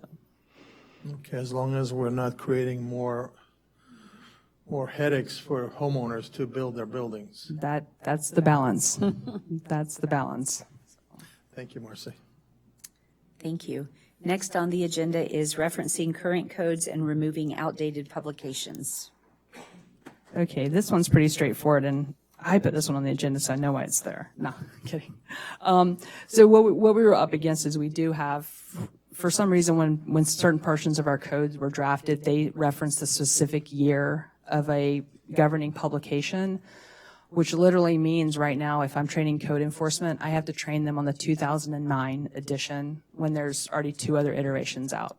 So we're just going to strike reference to the specific date and just say the most current edition of that is in force. So that's really all we're doing here is striking the specific year of publication and just making it the most current one that's available. Do we have any public comment? Commissioners? Absolutely. Pretty simple. Yep. Pretty simple. Thank you, So Marcy. we'll move forward with that. Thank you. Next on the agenda is Finance Auditor Selection Process Fiscal Year 2025 through 2029 Financial Statement Audits. Great, thank you. So I'll take this one. So to refresh your memory, our financial statement auditor, James Moore and Company, finished its 5th and final year under contract under what went through an RFP process back in around 2020. James Moore was selected. It was a 3-year agreement with 2 one-year options. So earlier this summer, I provided you our proposed RFP for auditing services for fiscal year 25 through 29. You approved blasting that out and getting responses.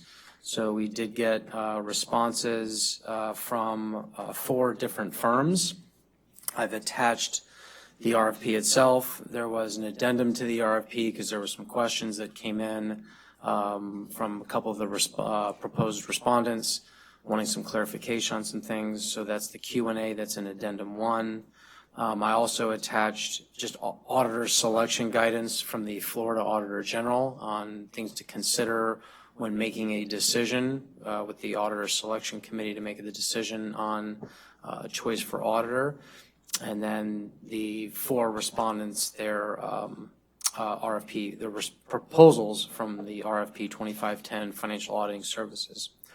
So what I'm asking for you all, since this body here is serving as the Auditor Selection Committee, is to provide a ranking of, or I should say, total points that you're awarding to each of these 4 firms on the following criteria. And I would take you to, let me pull it up in the actual RFP document itself. And that is on page 265.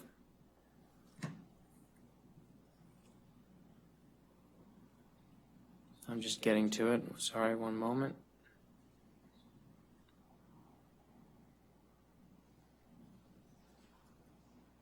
A lot of documents in here. Okay, so on page 265, you can see the scoring process. The evaluation criteria is 40 points to firm qualifications and experience, 20 points to management and staff experience, 20 points to methodology, 20 points to pricing, but I'll take care of pricing. It's just a calculation, no qualitative factors to consider. So then on page 266, that contains the sections in the RFP where we are asking the respondents to provide certain information under each of those categories. So within section 6.4, firm qualifications and experience worth 40 points, we're asking them to describe their experience performing the work, describing the scope of work. We're asking them to describe their competence in the services to be provided, the strength, stability of the firm, staffing capability, workload, record of meeting schedules on similar projects, et cetera. So that's the main page 266 in your packet that I want you to focus on grading these 4 proposals. So all you need to do is come back and say, okay, for proposal A, my total, and the total amount of points you could possibly award is 80, right? 40 plus 20 plus 20. 40 for firm qualification experience, 20 for management staff experience, 20 for methodology. So you just provide a total out of 80 for each of the firms, and then we'll add in the pricing, and then the firm that has the highest score would presumptively be the the winning firm, and then we can present those results back to you, gain consensus that you'd like to move forward with that firm for negotiations. So that's going to be the process. How you want to get there, how long it'll take you to go through that scoring process. Do you want to have a workshop and do it openly or on your own, since now you have all four proposals in your packet? You can review them on your own, score them on your own, come to the next meeting, whether that's a workshop or regular meeting, and say, here are my scoring results, and then we can tally up. So it's up to you in terms of your timeline on when you want to readdress this after you've had a chance to review the proposals and score them. So want to get your feedback on that next steps after public comment. Do we have any public comment? Commissioners? Andrew, are these points that are awarded, are they awarded objectively, or is there some interpretation to it? Or is it pretty objective that this company does this, they're going to get those points?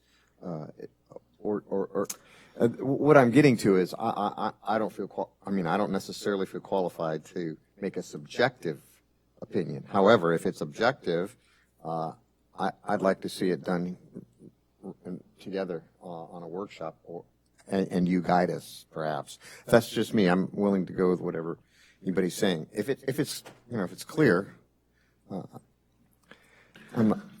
you understand?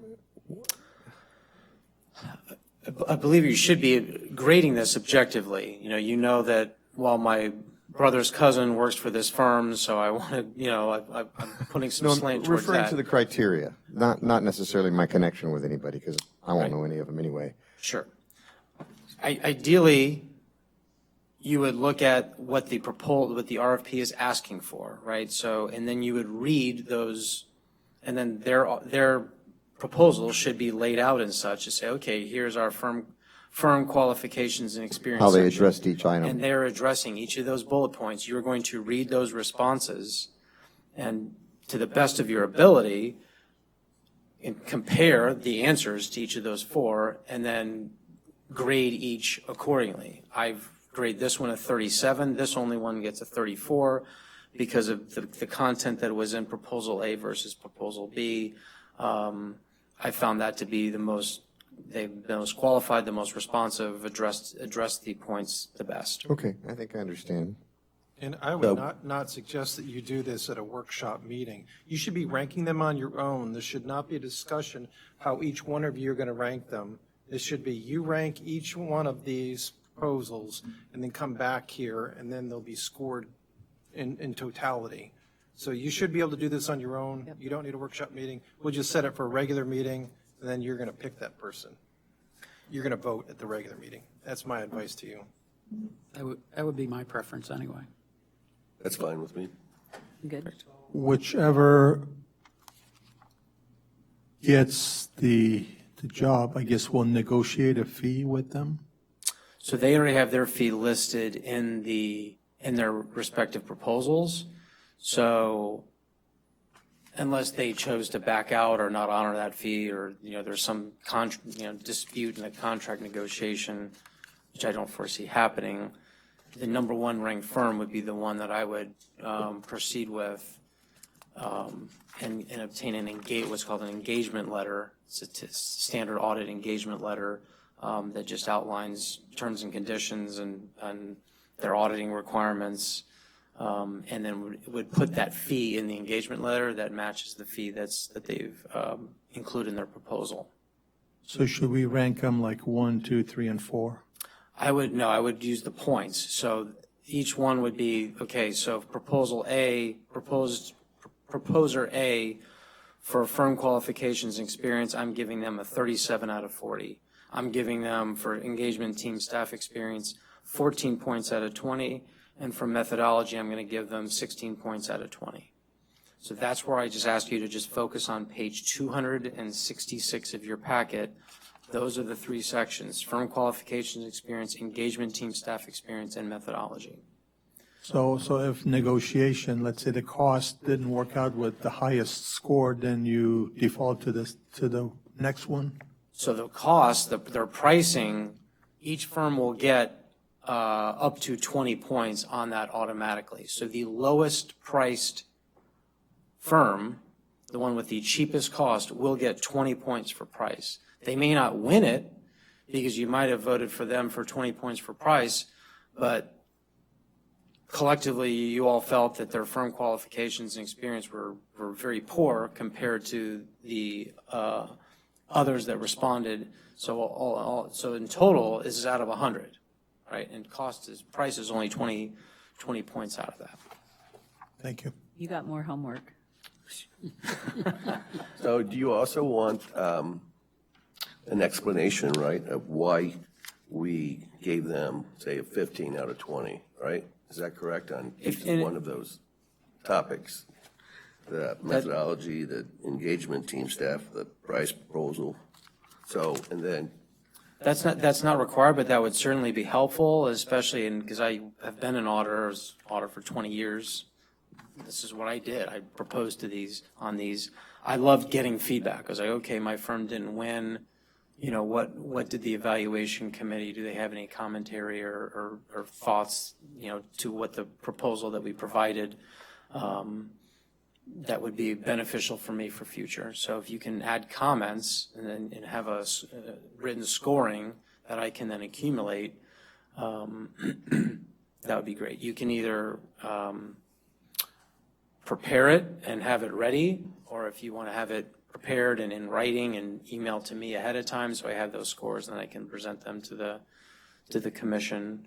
You know, I'm flexible on the approach. That's just I just ask we follow the process and have each firm graded out of 100 points. Okay, thank you. If you're going to send them individually to Andrew before the meeting, please don't copy each other on them. No, yeah, you can't. You won't know until we actually get to the meeting. Right. Okay. Okay. So would your intent be that you'd like to have this on our meeting in 2 weeks? That would be great. The sooner that we can, you know, procure this and get a new auditor in place, the sooner we can work with them on planning the fiscal year 2025 audit. So does the commission have any issue with emailing Andrew directly to him your grading? That'd be great. Before, I would say you should have it no later than Monday of the week prior to the meeting. Does that 2 days give you enough time to compile it? Or do you need longer than that? No, that's plenty. Okay. And then that will become part of the packet. Correct. Okay. Okay, so then we should do it the Wednesday before the meeting, because the packet is published on Wednesday or Thursday, the week prior to the meeting, correct? Whatever it's going to take to get it into the packet, it needs to be in the packet when you make that decision. We would need them by September the 3rd, Okay. so 1 week from today. Can we reach out to these firms also, or? You should not be doing that. No. Okay, just a question. Everything's there to read it. I read through them. I didn't understand exactly what you wanted us to do, but all the information's there. And if you have questions, like you don't understand something, you know, that's where I offer we can just talk about it openly in a workshop, or if it's easier, because you have a specific question, like, well, what does this mean? Because, you know, you don't have government financial statement audit background, understandably. So I'm more than happy to just consult with you. We can jump on a call. We can meet and discuss if there's anything that you need clarified or cleared up from either the RFP or the proposals themselves. Okay. Thank you. Next on the agenda is Public Works, FDOT Debris Staging Area Agreement for Archibald and Johns Pass Park. Ms. Wepfer.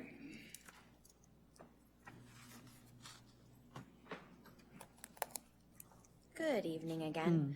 What I bring before you on this topic is just an agreement with FDOT in the event of a disaster.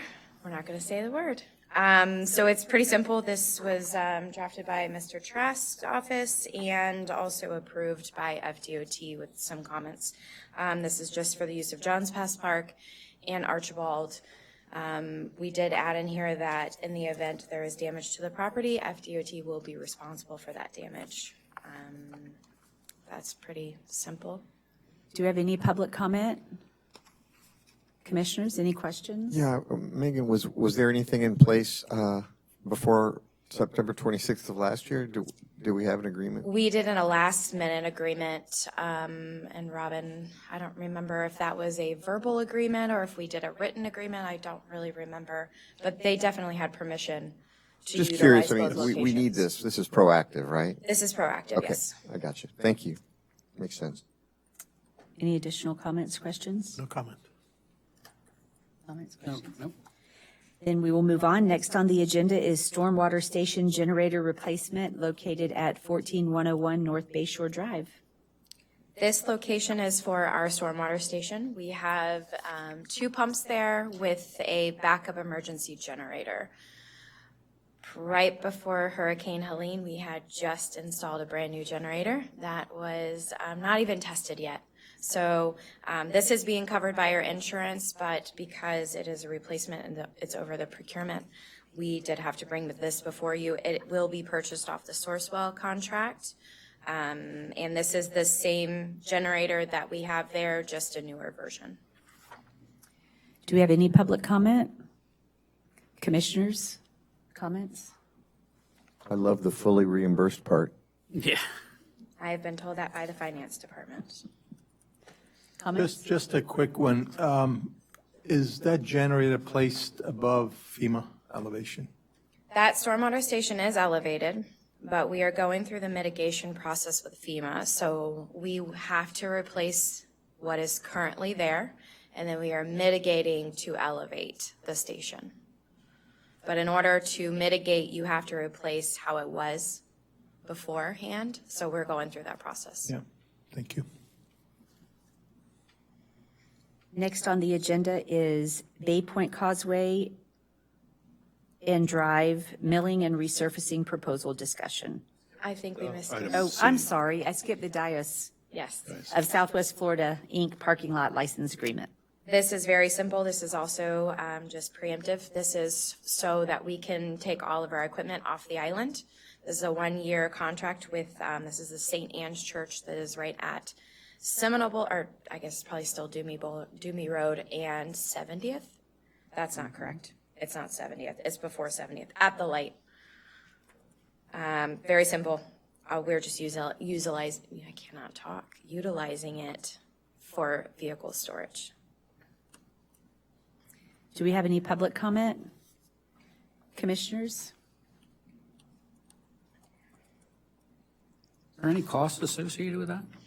The only cost associated with that would be in the event we do evacuate there and they have tree debris that needs to be removed, and we have agreed that for the utilization that we would remove that debris. They have big oak trees there. So that was kind of one of the things that when I spoke to the warden that he had mentioned. Okay. How long is that license agreement for? This is just for a year, so we will have to renew it every year. Every year? Yes. Thank you. Thank you, Megan. Now, next on the agenda is the Bay Point Causeway and Drive milling and resurfacing proposal discussion. I think we've all heard from many residents on Bay Point Drive that that road is failing. We are aware of that, but Bay Point Drive is one of the first roads that we want to elevate. We have that in our capital improvements plan, but we're looking at a 3 to 5 year to start construction. Design's going to take some time. We're going after grant funding, so we're not sure what that review process will look like, but we know with current grants that we have with FDOT that the review process has been about 1.5 years. So we're talking about 1 year to 1.5 years to design, all the review, all the permitting. I mean, road designs and permitting are taking about 3.5 years right now. So in the interim, we recognize, we know that the road is failing. Our solution to that is to do a mill and resurface on that roadway. The price that you see in your packet is to mill and resurface the causeway and all of Bay Point. Robin and I had talked, and we were just talking about doing the short end of Bay Point. So when you go out and you make a right, But then we noticed, and we know that the rest of the road is not in great shape either. So the $211,918 would cover a milling and resurfacing, no curb work, just asphalt. So I am bringing that before you for a discussion on how you would like to proceed. Do we have any public comment? Commissioners, comments, questions?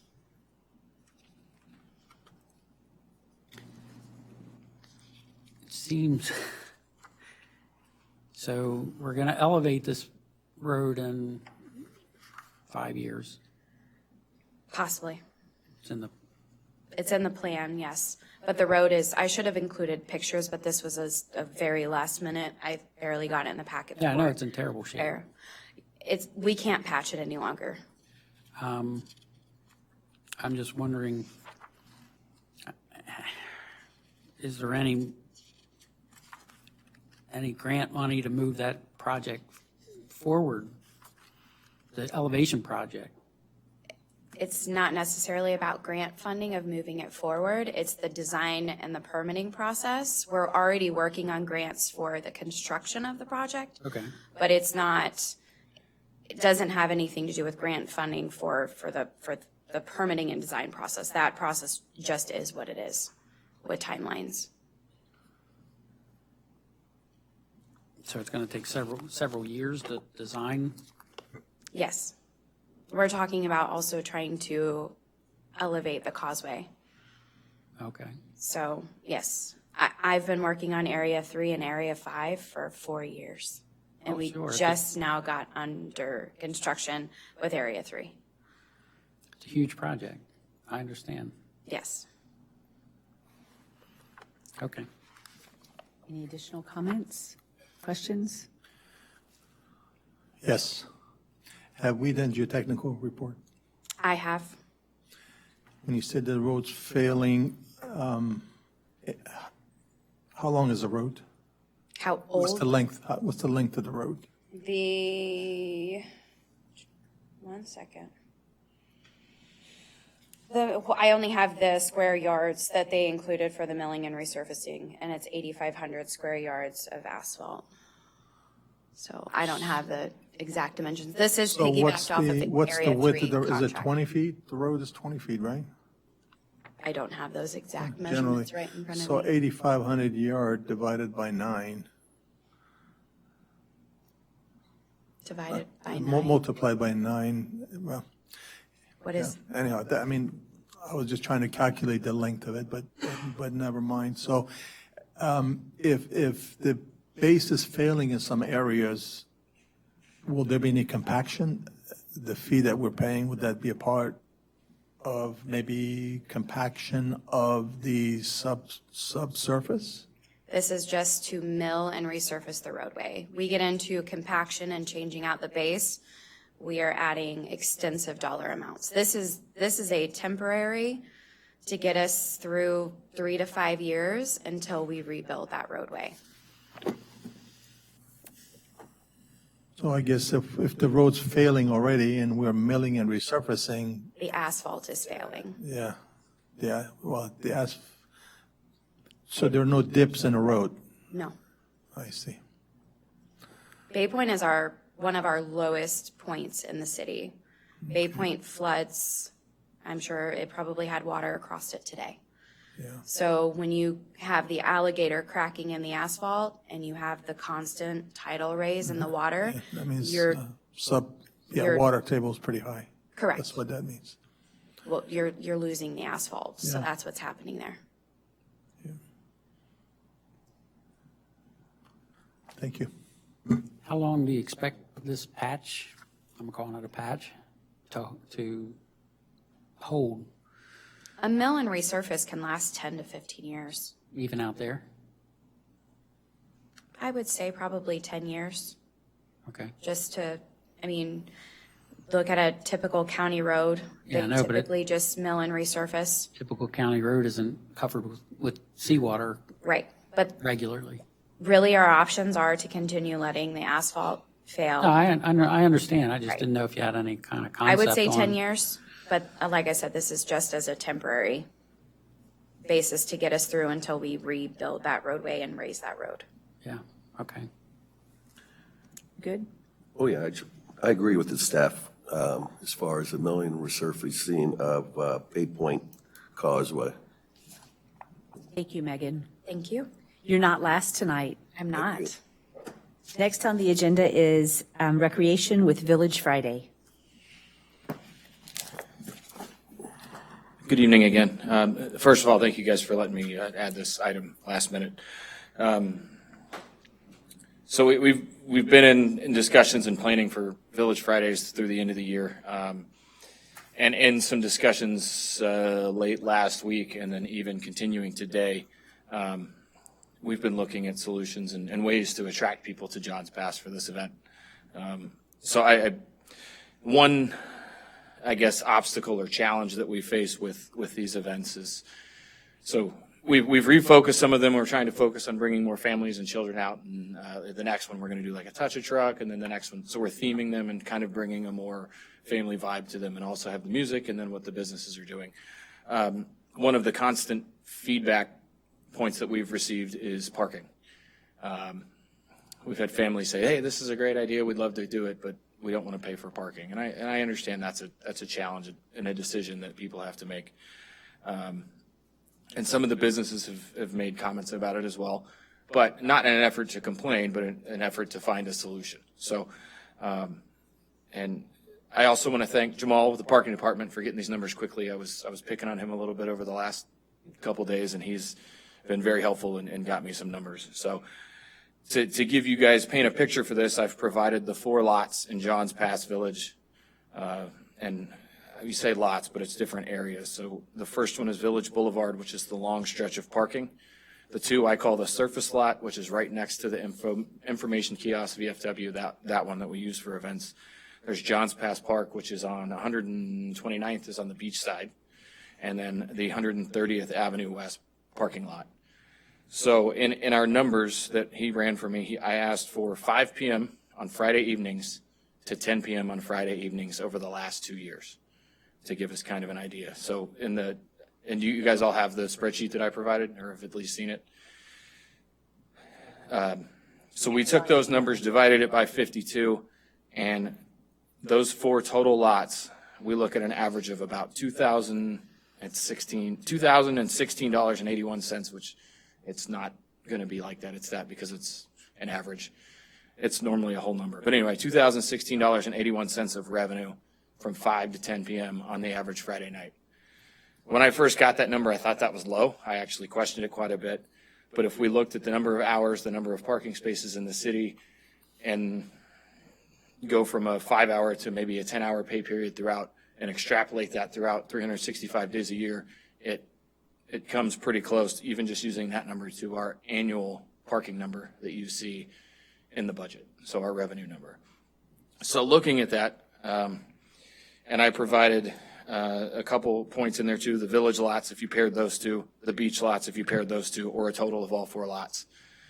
And essentially the strategy we were looking at this is looking at the next 3 dates of the Village Fridays, if it was an opportunity to either discount or waive parking from 5 to 10 p.m.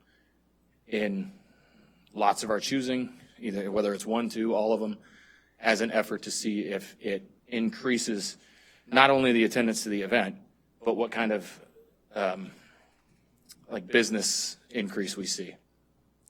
In that discussion, 5 p.m. to 10, we do deal with as we get deeper in the year, the sunset's getting earlier, so that would still cover that.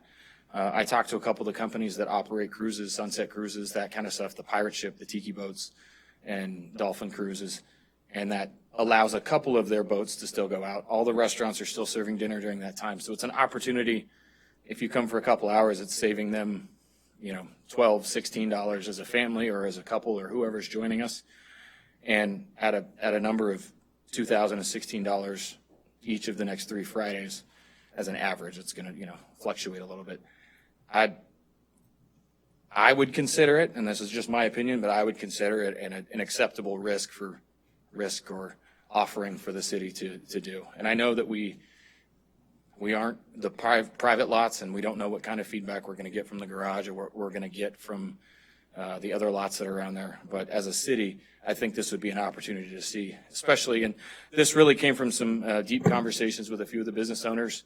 I was just at a conference, so in my car ride to and from, I was able to talk to, as many as I could and really get their feedback and their honest opinion as to what's going on with this stuff. So there's a lot of very positive response to the event itself. There's, in a very good way, it's kind of reinvigorated. There used to be the Johns Pass Village Association.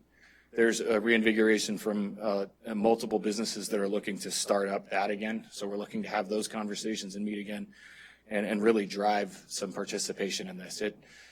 We had a little bit going before the storm. The storm happened and kind of petered off, and now I think there's, especially with the article that was published, you guys saw, may or may not have seen that there was an article published about business in the past and everything. So anyway, long story short, we were just looking to see if parking would be an acceptable, I'm losing the word right now, but a strategy that we could move forward with.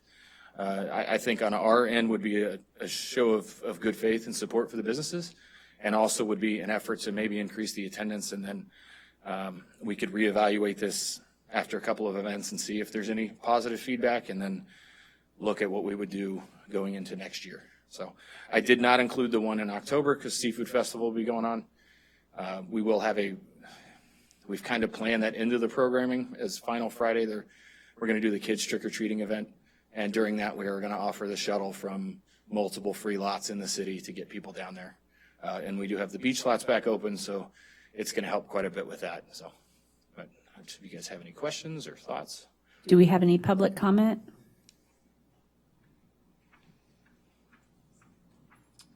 Hi, Ron Pascuzzi, 14072 West Parsley Drive.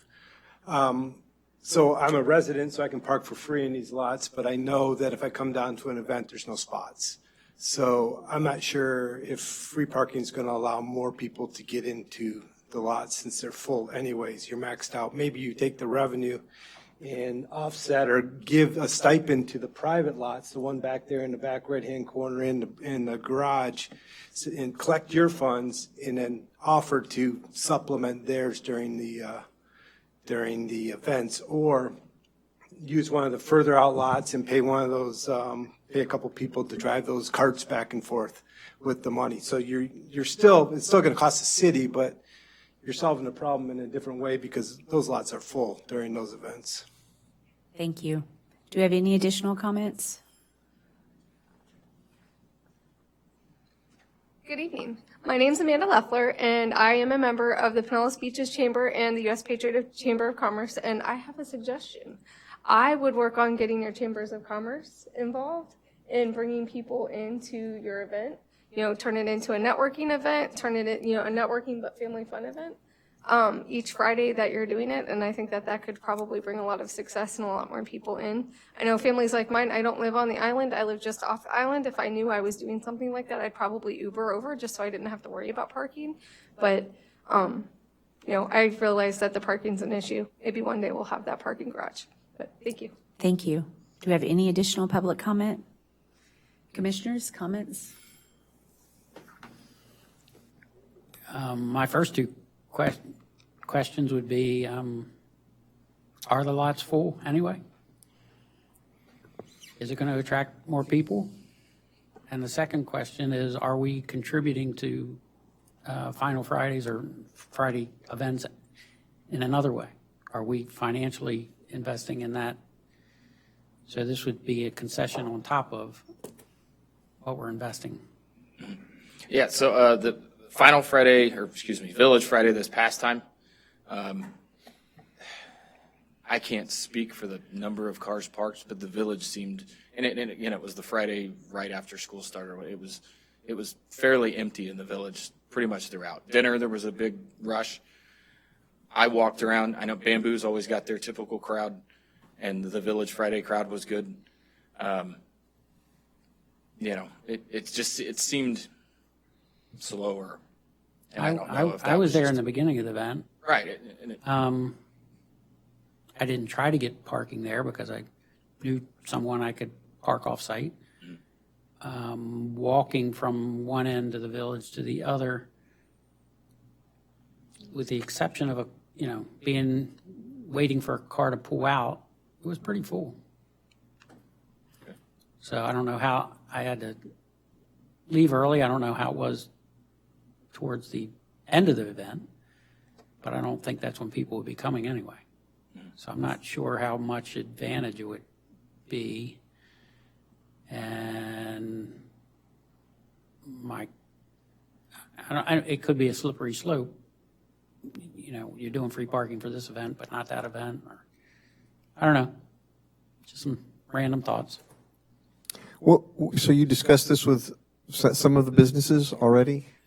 A couple. Again, it's a tricky conversation to have, to say, hey, I'm going to present this, and it may not happen. So Right. The ones I did speak to seemed in favor of it. I mean, it turns into that city versus private lot conversation. And, some of the decent feedback that I get is one of the biggest complaints. If you go to review John's Pass and you read all of those, and I know this is a global issue, but you look at the lowest reviews of John's Pass and they're all parking related. And I know that we can't control the pricing on the other lots, and I know that we've got a responsibility as far as everything else, but in some of the feedback I've gotten is we truly are the cheapest parking in the village, and that's fair. That's a fair observation. This is my marketing hat, so I can tell you right now that I don't know the exact number of businesses in John's Pass, but let's just say 50-50. 50 of them support the event, 50% of them don't. This is a made up number. But I can tell you right now that from an advertising perspective, if we offered free parking for those 5 hours, we're going to get 100% support with them advertising. Maybe not 100%. I would say the private lots probably won't like this because it's going to, but from an advertising perspective, information will get out for these things. And again, from a global perspective in John's Pass, whichever business it is or the city advertising free parking, someone is going to gain business, whether it's people coming to watch music or people going to eat or do a sunset cruise or something. They're going to gain some sort of benefit through attrition. And that's just naturally. Someone's going to stumble by somewhere they haven't been, or they're going to, and even if it is that $12 spent somewhere else on an extra appetizer, I think it's a greater benefit to the city as a whole than, and again, to me, it's a 3 event. Even if we do 1 event, it could be a 1 event trial period, but to me, it's an opportunity to see if it works. So I'm going back and forth for different reasons. My first reaction was, if the businesses think this is going to improve them, let's do it. I'd be in favor of it. But we can't control Florida parking. Correct. And what if devil's advocate here, what if a family says, oh, free parking, let's go, and it's filled up, and they go to Florida parking and they're going to get charged $20 an hour?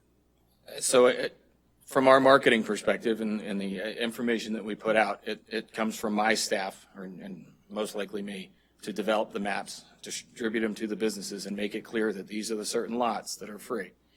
And it would be, we do a map of John's Pass similar to that, color code them, and then it can be in bold print that says, please make sure it's these lots and that you are not parking in.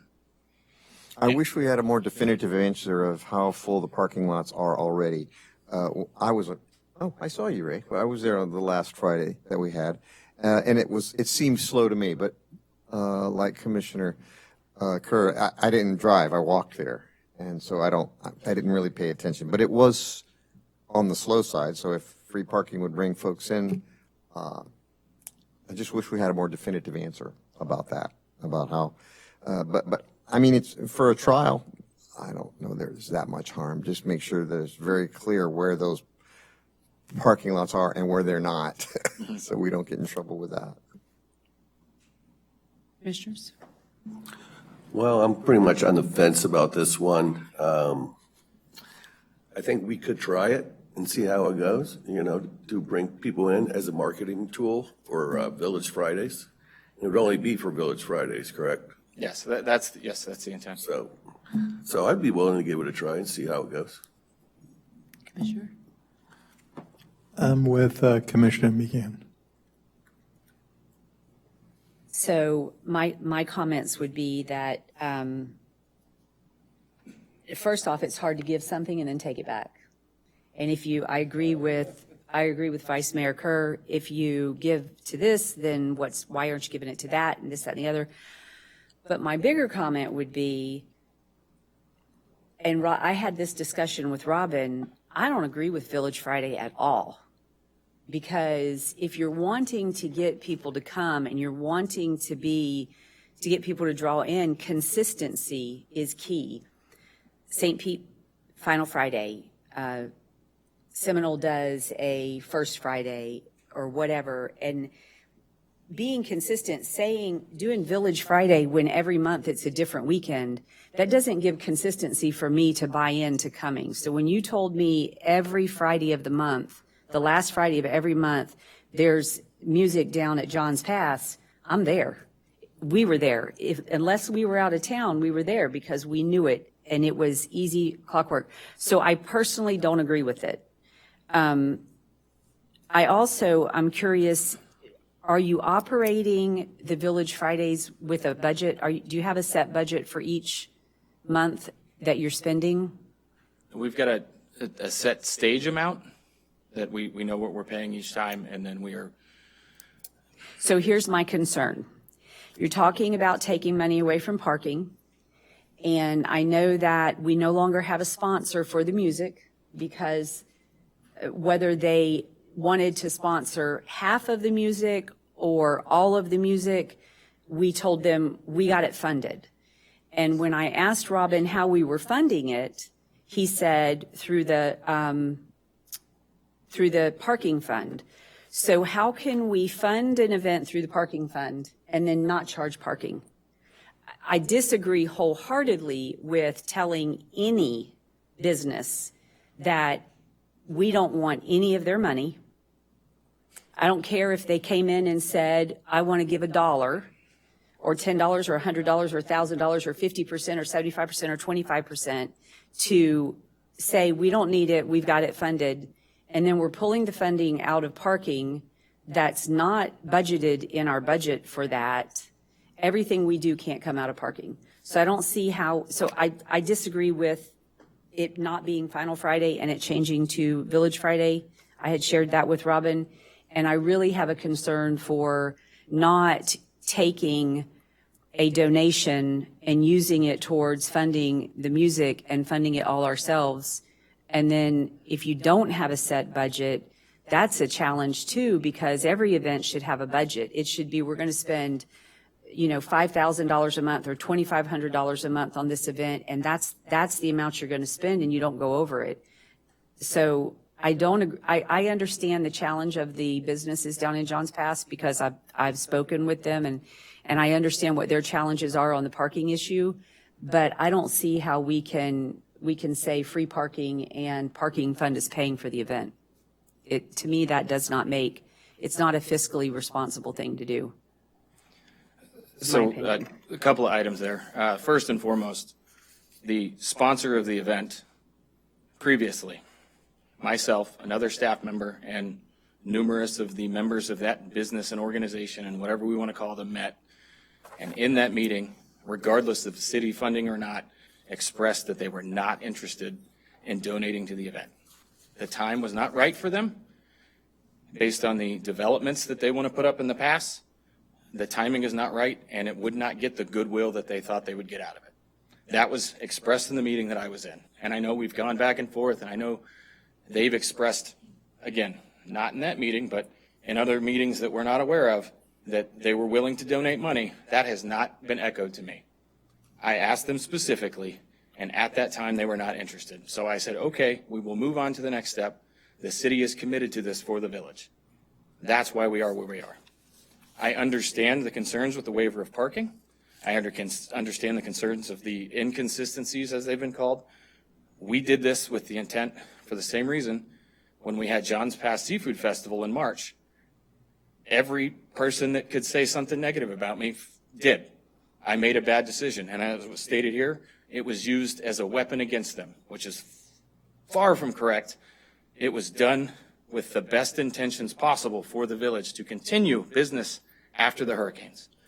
So now with these events, taking the feedback from busy times of the year, we're avoiding the final Friday of November, which is Black Friday. It's a busy time in Johns Pass. So why host an event during an already busy time? The week between Christmas and New Year's, that's why it's not then. We do it a different time of the year to bring business when it's already slow in the pass. These other dates are specifically themed to bring more people during times of the year that aren't busy in the past, based on our observations and based on what we can provide in conversation. So again, it's our discussions with businesses, and we met with the same with those former sponsors. We told them our intent to change the dates, and they said, okay, if you guys think it'll work, go for it. I know for sure that there are a couple businesses that don't agree with it, and that's fine. We're going to try it out. If it doesn't work, then we may go back next year to do Final Fridays. But our intent is to do what we think as a city is best for the pass. And while I appreciate the other First Friday, Final Friday, Third Friday examples, we can do some research, and I've looked at every single one in Pinellas County, and the city of Madeira Beach is the only city that is hosting these. The rest of these are done by chambers or business associations or whatever else. We don't have that operating to the extent to host these events, so we're carrying that load for everybody. So we are doing what we think is good based on the feedback. So I'll continue to press forward with that, and if it doesn't work, then we'll try something different. It was the same with Seafood Fest moving from October to January with the previous operation of it. They wanted to move to January because it wasn't working in October because of weather, red tide, whatever else. Moved to January for a slow time. It was too cold. We moved to March because of the hurricane. It was spring break. So now we're going back in October. It's a trial and error. Not everything works all the time. I just, again, trying to do what we think is best. And one way or the other in the parking, it was just to me, it was a creative opportunity to gain support and get more people into Johns Pass. And I understand on both sides of the fiscal responsibility side of it. It makes sense. So either way, I just wanted to bring it forward. Some conversations with them. I do know that in my 10 to 12 years that parking has always been the consistent challenge that we faced in Johns Pass. And for an event standpoint, I figured this might be a solution. And that's fine if, I just seek direction here. I have a question. I don't follow the Facebook, so. Well, that's. But no. But it's a valid question. I would guess, and I don't know, and that's why I'm asking the question. The complaints about parking in Johns Pass is not the city parking, but Correct. the private lots. So what we're addressing here wouldn't solve any of that as far as that. The parking, giving back to the village, I view these as tourism dollars, parking. And that makes perfect sense to spend that revenue on the band. And, I don't know what our budget looks like on those Fridays. So is it more than that or less than? I don't know. The annual budget for this was $50,000 divided by 10 Fridays is $5,000 per Friday, and we spent under that the last one. So, and that's the goal. My goal is not to spend more than $1,500 on a band. We're taking those parking dollars not just from that time period, but for that full day, and investing it back into the village. Yes. So I think that's great. So I don't know that this is a solution to get more people. Even on a slow night, those lots are going to be full 90%, 95%, even on a slow night. So I don't know that we're going to really gain that much in foot traffic down there. It's just going to be a concession. That's just mine. I understand the challenge that now I do, and never heard it before, but that having it set as a set final Friday, but even if it was a busy time of year, if people get into that rhythm from Treasure Island, from the Reddingtons, from across the bridge of coming in on that Final Friday because we don't have to see it advertised anywhere. We just know we're going to go down there and we're going to have a few drinks or sit in front of the band or whatever. We have guests coming in from out of town. Hey, let's go down to the village something to plan for. You don't have to so much market it because it's marketing itself regularly. I personally like that. As a recreation director, I can see the challenge, but that's. Well, neither answer is actually going to be right. That's the fun part. Yeah. I don't know. Mayor, for clarification, this discussion is not about whether or not Village Friday is going to exist, is it? I thought it was just about I was the just parking. I was just making my comment that his marketing, when he said marketing, well, marketing is consistency. That was my Right. comment. It's just Okay. my comment. It's the feedback I've received. Well, I think if we want to talk about that, that's another workshop. That is another but- workshop. No. But this as is far as about the parking is concerned, all right, maybe we try it out a couple times and get feedback from the businesses. Was it better? If it was, maybe we should consider it. But How could it be? well, how could it? How could it be better if you can't put any more Well, cars in the that's why I slots? said I wish I knew what the actual parking availability was. Well, you probably could do the math and try to figure out the percentage of the lots that were full. I don't, Jamal might have that answer. I don't. Right. And residents, you have to remember that a resident doesn't pay to park. We don't pay. And many of us don't park. Right. I mean, some of us ride our bike. I mean, so, yeah. So I don't know that the benefit of no parking isn't for a resident. And if it is if the benefit is to draw other people in, I mean, if you do it for this event, to go back to Vice Mayor Kerr, if you do it for this event, then why aren't you doing it for the next event and the next event? I'm not saying I don't sympathize with the business owners the challenge of people having to pay to park. I do read some of the Facebook. I don't read all of it because it's so negative, but typically, I would never say 100%, but the majority of the complaints, they're not complaining about paying to park in a city lot. They're paying to park in the private lots. So, you're gonna come into the issue where if the private or the public lot's full and they go to the private lot, they don't realize that, then you think they're railing on us now. No, that was the point I was making. They're Totally. if we're filled up, they're gonna really be mad when it's Florida parking Or 20 I bucks. get here and there's no place to park. Right. You told me I could park for free and now there's no place to be. Well, there might be then perhaps a trial to offer a discounted rate, which is a little bit different if than a free rate, but if they're you- they're back to already the same- full, Yeah, you're not going I- to find them. I suggest maybe working with the chambers and try to increase our marketing effort. Do you work with the chamber at all on this event? We did previously. Since the storm, there's been not as much. We still have the communication because of the Mary Market and other events that take place, but I could politically. I'm trying to say this like there really is. There aren't a terrible large number of members of the chamber. There are members of the chamber in the past. I'm not saying there's not, but there's not a terrible large number of members in that. And for a chamber that, too, is feeling the impacts of the storms, expending resources, whether it be time or money or whatever, I mean, they share it in their newsletter, they do stuff like that for us, but beyond that, it's a tough ask.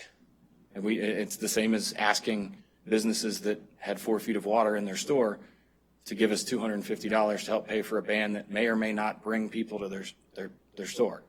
So there's a, and we're working with everybody. It's trying to, I've heard from more businesses than I think I have in my 10 years here in the last month, because whether or not they agree with it or disagree with it, there's been quite a bit of positive stuff, but they want to have some sort of impact and they want to be a part of it now, which is kind of proof to me that they're working towards recovering as well. It's not just to sit and wait for business. It's let's find ways to get people here. So.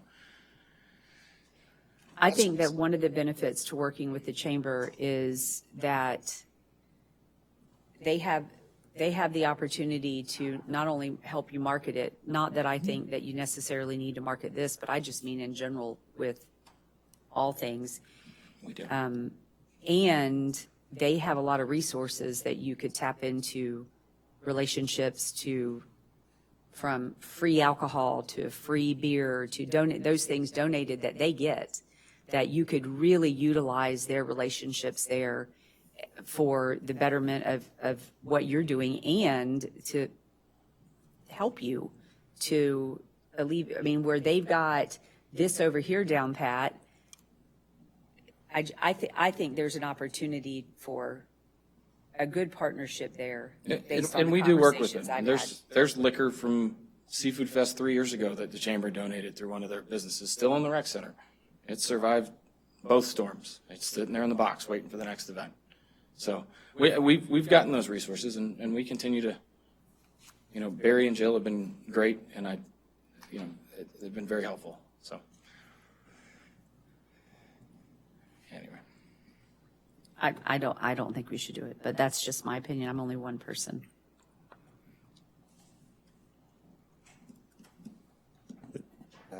I still think we could try it for a couple of times and get feedback from the businesses to see if it helped, or if it really helped.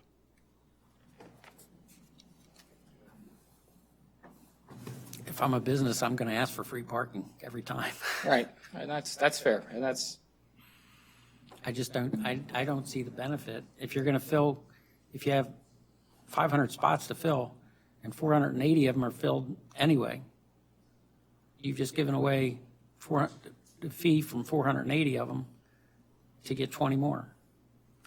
And then people complaining, well, they all advertise free parking and they don't have any parking.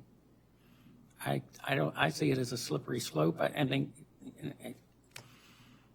I love the work, thought process. I'm just trying to work the math in my head, and it's just not working. I'd rather give the $2,000, and to the band or whatever the actual expenses go to get some good bands down there, and I get the city funding the band. That's tourism, and parking is the tourism dollars. So I'm all about bringing in tourism and using tourism dollars to do it. I just see it as a slippery slope personally. That's fair.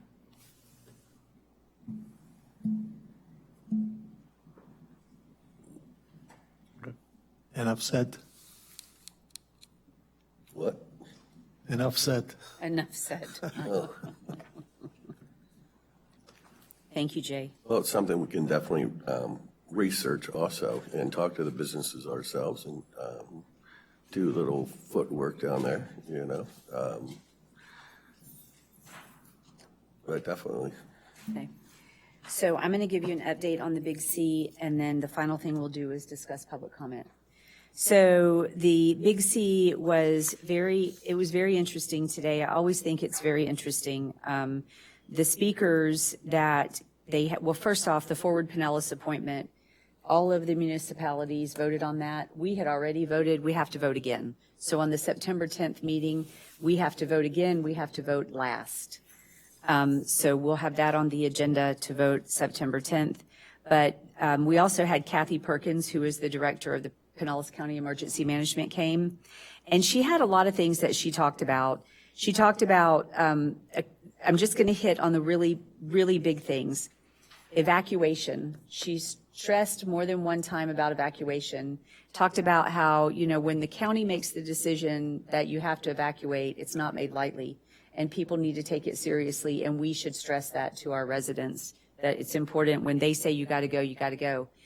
One of the comments that she made was that a 3 hurricane is when somebody finally decides that they need to leave, when it becomes a Category 3. But by the time it's a Category 3, if we took a hit, there'd be nothing left. So, of course, Helene and Milton were probably the closest of a real damaged hurricane we've had. She talked about transportation is available to get people to shelters. One of the best things you can do being a volunteer in your community is to get to know your neighbors and know where your neighbors are going to go when a storm comes. And if you have neighbors who are elderly or have maybe some sort of disability, help them get out. She told us that the SB 180, which we've all heard a lot about, they're still reviewing it closely, waiting on information to come forward.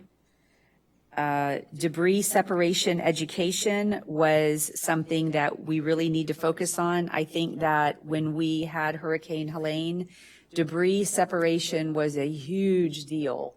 And getting that out, my thought on that is a lot of people had never really had to do that before, right? Nobody to that magnitude. So finding a way to really communicate that. I think a lot of our residents have it, but there's still people that don't. She is who talked about the homeowners had been notified of the Elevate Florida. And she said stress that storms must leave. We talked about volunteers and how we can be a volunteer or someone can volunteer. I thought it was interesting. I know that post-hurricane and even still today, when I do my conversations with the mayor, there's always people who want to volunteer. They want to find a way to plug in. And so I'm going to reach out to her for some additional information on that. But Pinellas County does coordinate volunteers for all different types of things during the storm. And Marcy isn't here now, but post-storm, post from Hurricane Helene and Milton, one of the things that we talked about in different meetings and conversations was volunteers, how volunteers in the city could help through the disaster process. So I said something to Marcy about this today, that this had come up again, and maybe that would be something we could revisit in us better preparing in having volunteers in our city that would be trained up to help us in the best way. Then Renee Flowers, who's Commissioner Renee Flowers for Pinellas County, she spoke on a lot of things, but just to touch quickly, Pinellas County is in budget season. Legislature is going back into session in January, so it's early this year. And one of the things that she said that I wrote down, because it really struck me, I say it. She said, when someone calls her yelling at her, she knows it's not about her, it's the situation. And one of the things that I have done, and I think I've told y'all many times, is stood and listened to someone, I don't want to say complain, but vent about their situation, whatever it is. And I've sat on the phone for over an hour listening to someone go through their situation and where they are at. And it's not always the nicest tone, but it's them needing to vent it to somebody who will just listen. And then at the end of the conversation, I always try to ask, well, what could we do different, or what should we do? And they don't usually, that's not the point of what they're doing. Their point is to talk to someone that'll listen. So my, not advice, but what I'm saying to all of you is that when that person comes to you, be mindful that they're not complaining about you. It's their situation, and it's been difficult, and it continues to be difficult for many people who still are not back in their homes, don't know how they're going to pay to get back in their homes. And so just a reminder for us of where we may be doing okay, but there are a lot of people still displaced, like Vice Mayor Kerr. So that was it. Did you have any questions about that? It was a good meeting. It's always good. Thank you. And I got to ride with the chief and the deputy chief and our director of public works. Well, that's always a so that was bonus. fun. I know that I think Tom has something to say, but I just want to touch on the two public comments real quick. The first public comment, that was Hannah, the fruit float. I do think we should have that on our agenda to talk about in a workshop about what our codes are and what the codes are in other municipalities that allows her to be able to operate her business. I don't know that that can work in our city. I know she's had a lot of conversation with Robin. I think her request is more, or what she spoke about earlier briefly, was more about allowing her business to We have ordinance, our code of ordinances identifies designated swim areas. We were, based on a couple of meetings last year regarding putting the buoys versus the pilings in, when we had the public here speaking, there were a consensus from the attendees about expanding our entire 2 miles to be a swim zone. If that's the case, then there can be no motor-powered type of vessels coming into the swim zone. Currently, her operation does approach the shoreline. We do not have the buoys out there. Those hopefully will be installed over the next few weeks. So the swim zones will be marked. No motorized vessel can then go into those marked swim zones. She's asking if the city would allow, similar to, I'm most familiar with Clearwater Beach, where there is an operator that rents some equipment, jet skis, and other motorized. They're on the sand, they go out, they have a marked channel, and they go in and out from the sand out to the Gulf. So her request is to have that eventually out here so that her business can then go into that area to sell the items that her business sells. So it'd be a discussion as to whether we would want to allow an area within, if we choose to make the entire 2 miles or sections of the 2 miles swim zones. I think that even if we decide to do that, it's a lengthy time. I think we should have it on it. I don't want to discuss it now. I think we should have it on an agenda to discuss and have the information brought to us. And then, do you agree with that? That we should discuss that? Right. I mean, we may not, we may can, but we should get the facts that get presented. And then the Mr. Hendricks that discussed the resignation of the city manager, I think that's not a topic, I don't think, for necessarily a conversation. I think that's a conversation. But I think Attorney Trask has something for us. Sorry, I just want to comment on that as well. I just want to voice my opinion on that. I think that's overkill. I think it's not deserving. There's been no criminal intent. This is a separation, and I think that we should look at the separation agreement that will be presented to us. So I just want to let you know that Robert and I have been working together. I have created a separation agreement. I'm going to email it to you first thing in the morning so that you have it for discussion purposes, and I'd like to put it on the agenda for September 10th. It requires a vote, obviously, and we do that at a regular meeting or do it at a special meeting. My recommendation is that it be done at a regular meeting. You really want it to be done in the normal process of what you do. If you call a special meeting, I'm concerned that some people will think that you set it at a special meeting so that other people won't know that it's actually happening. So I would avoid that. The agreement that I have prepared, Robin has reviewed it. He's ready for me to present it to you. So I'll be doing that on September 10th, but I will provide it to you tomorrow morning once I get to the office. I'll forward it to you so you have it. Okay. Please, no discussion amongst yourselves about it. No. Any additional comments? And it is 9:17. We're adjourned.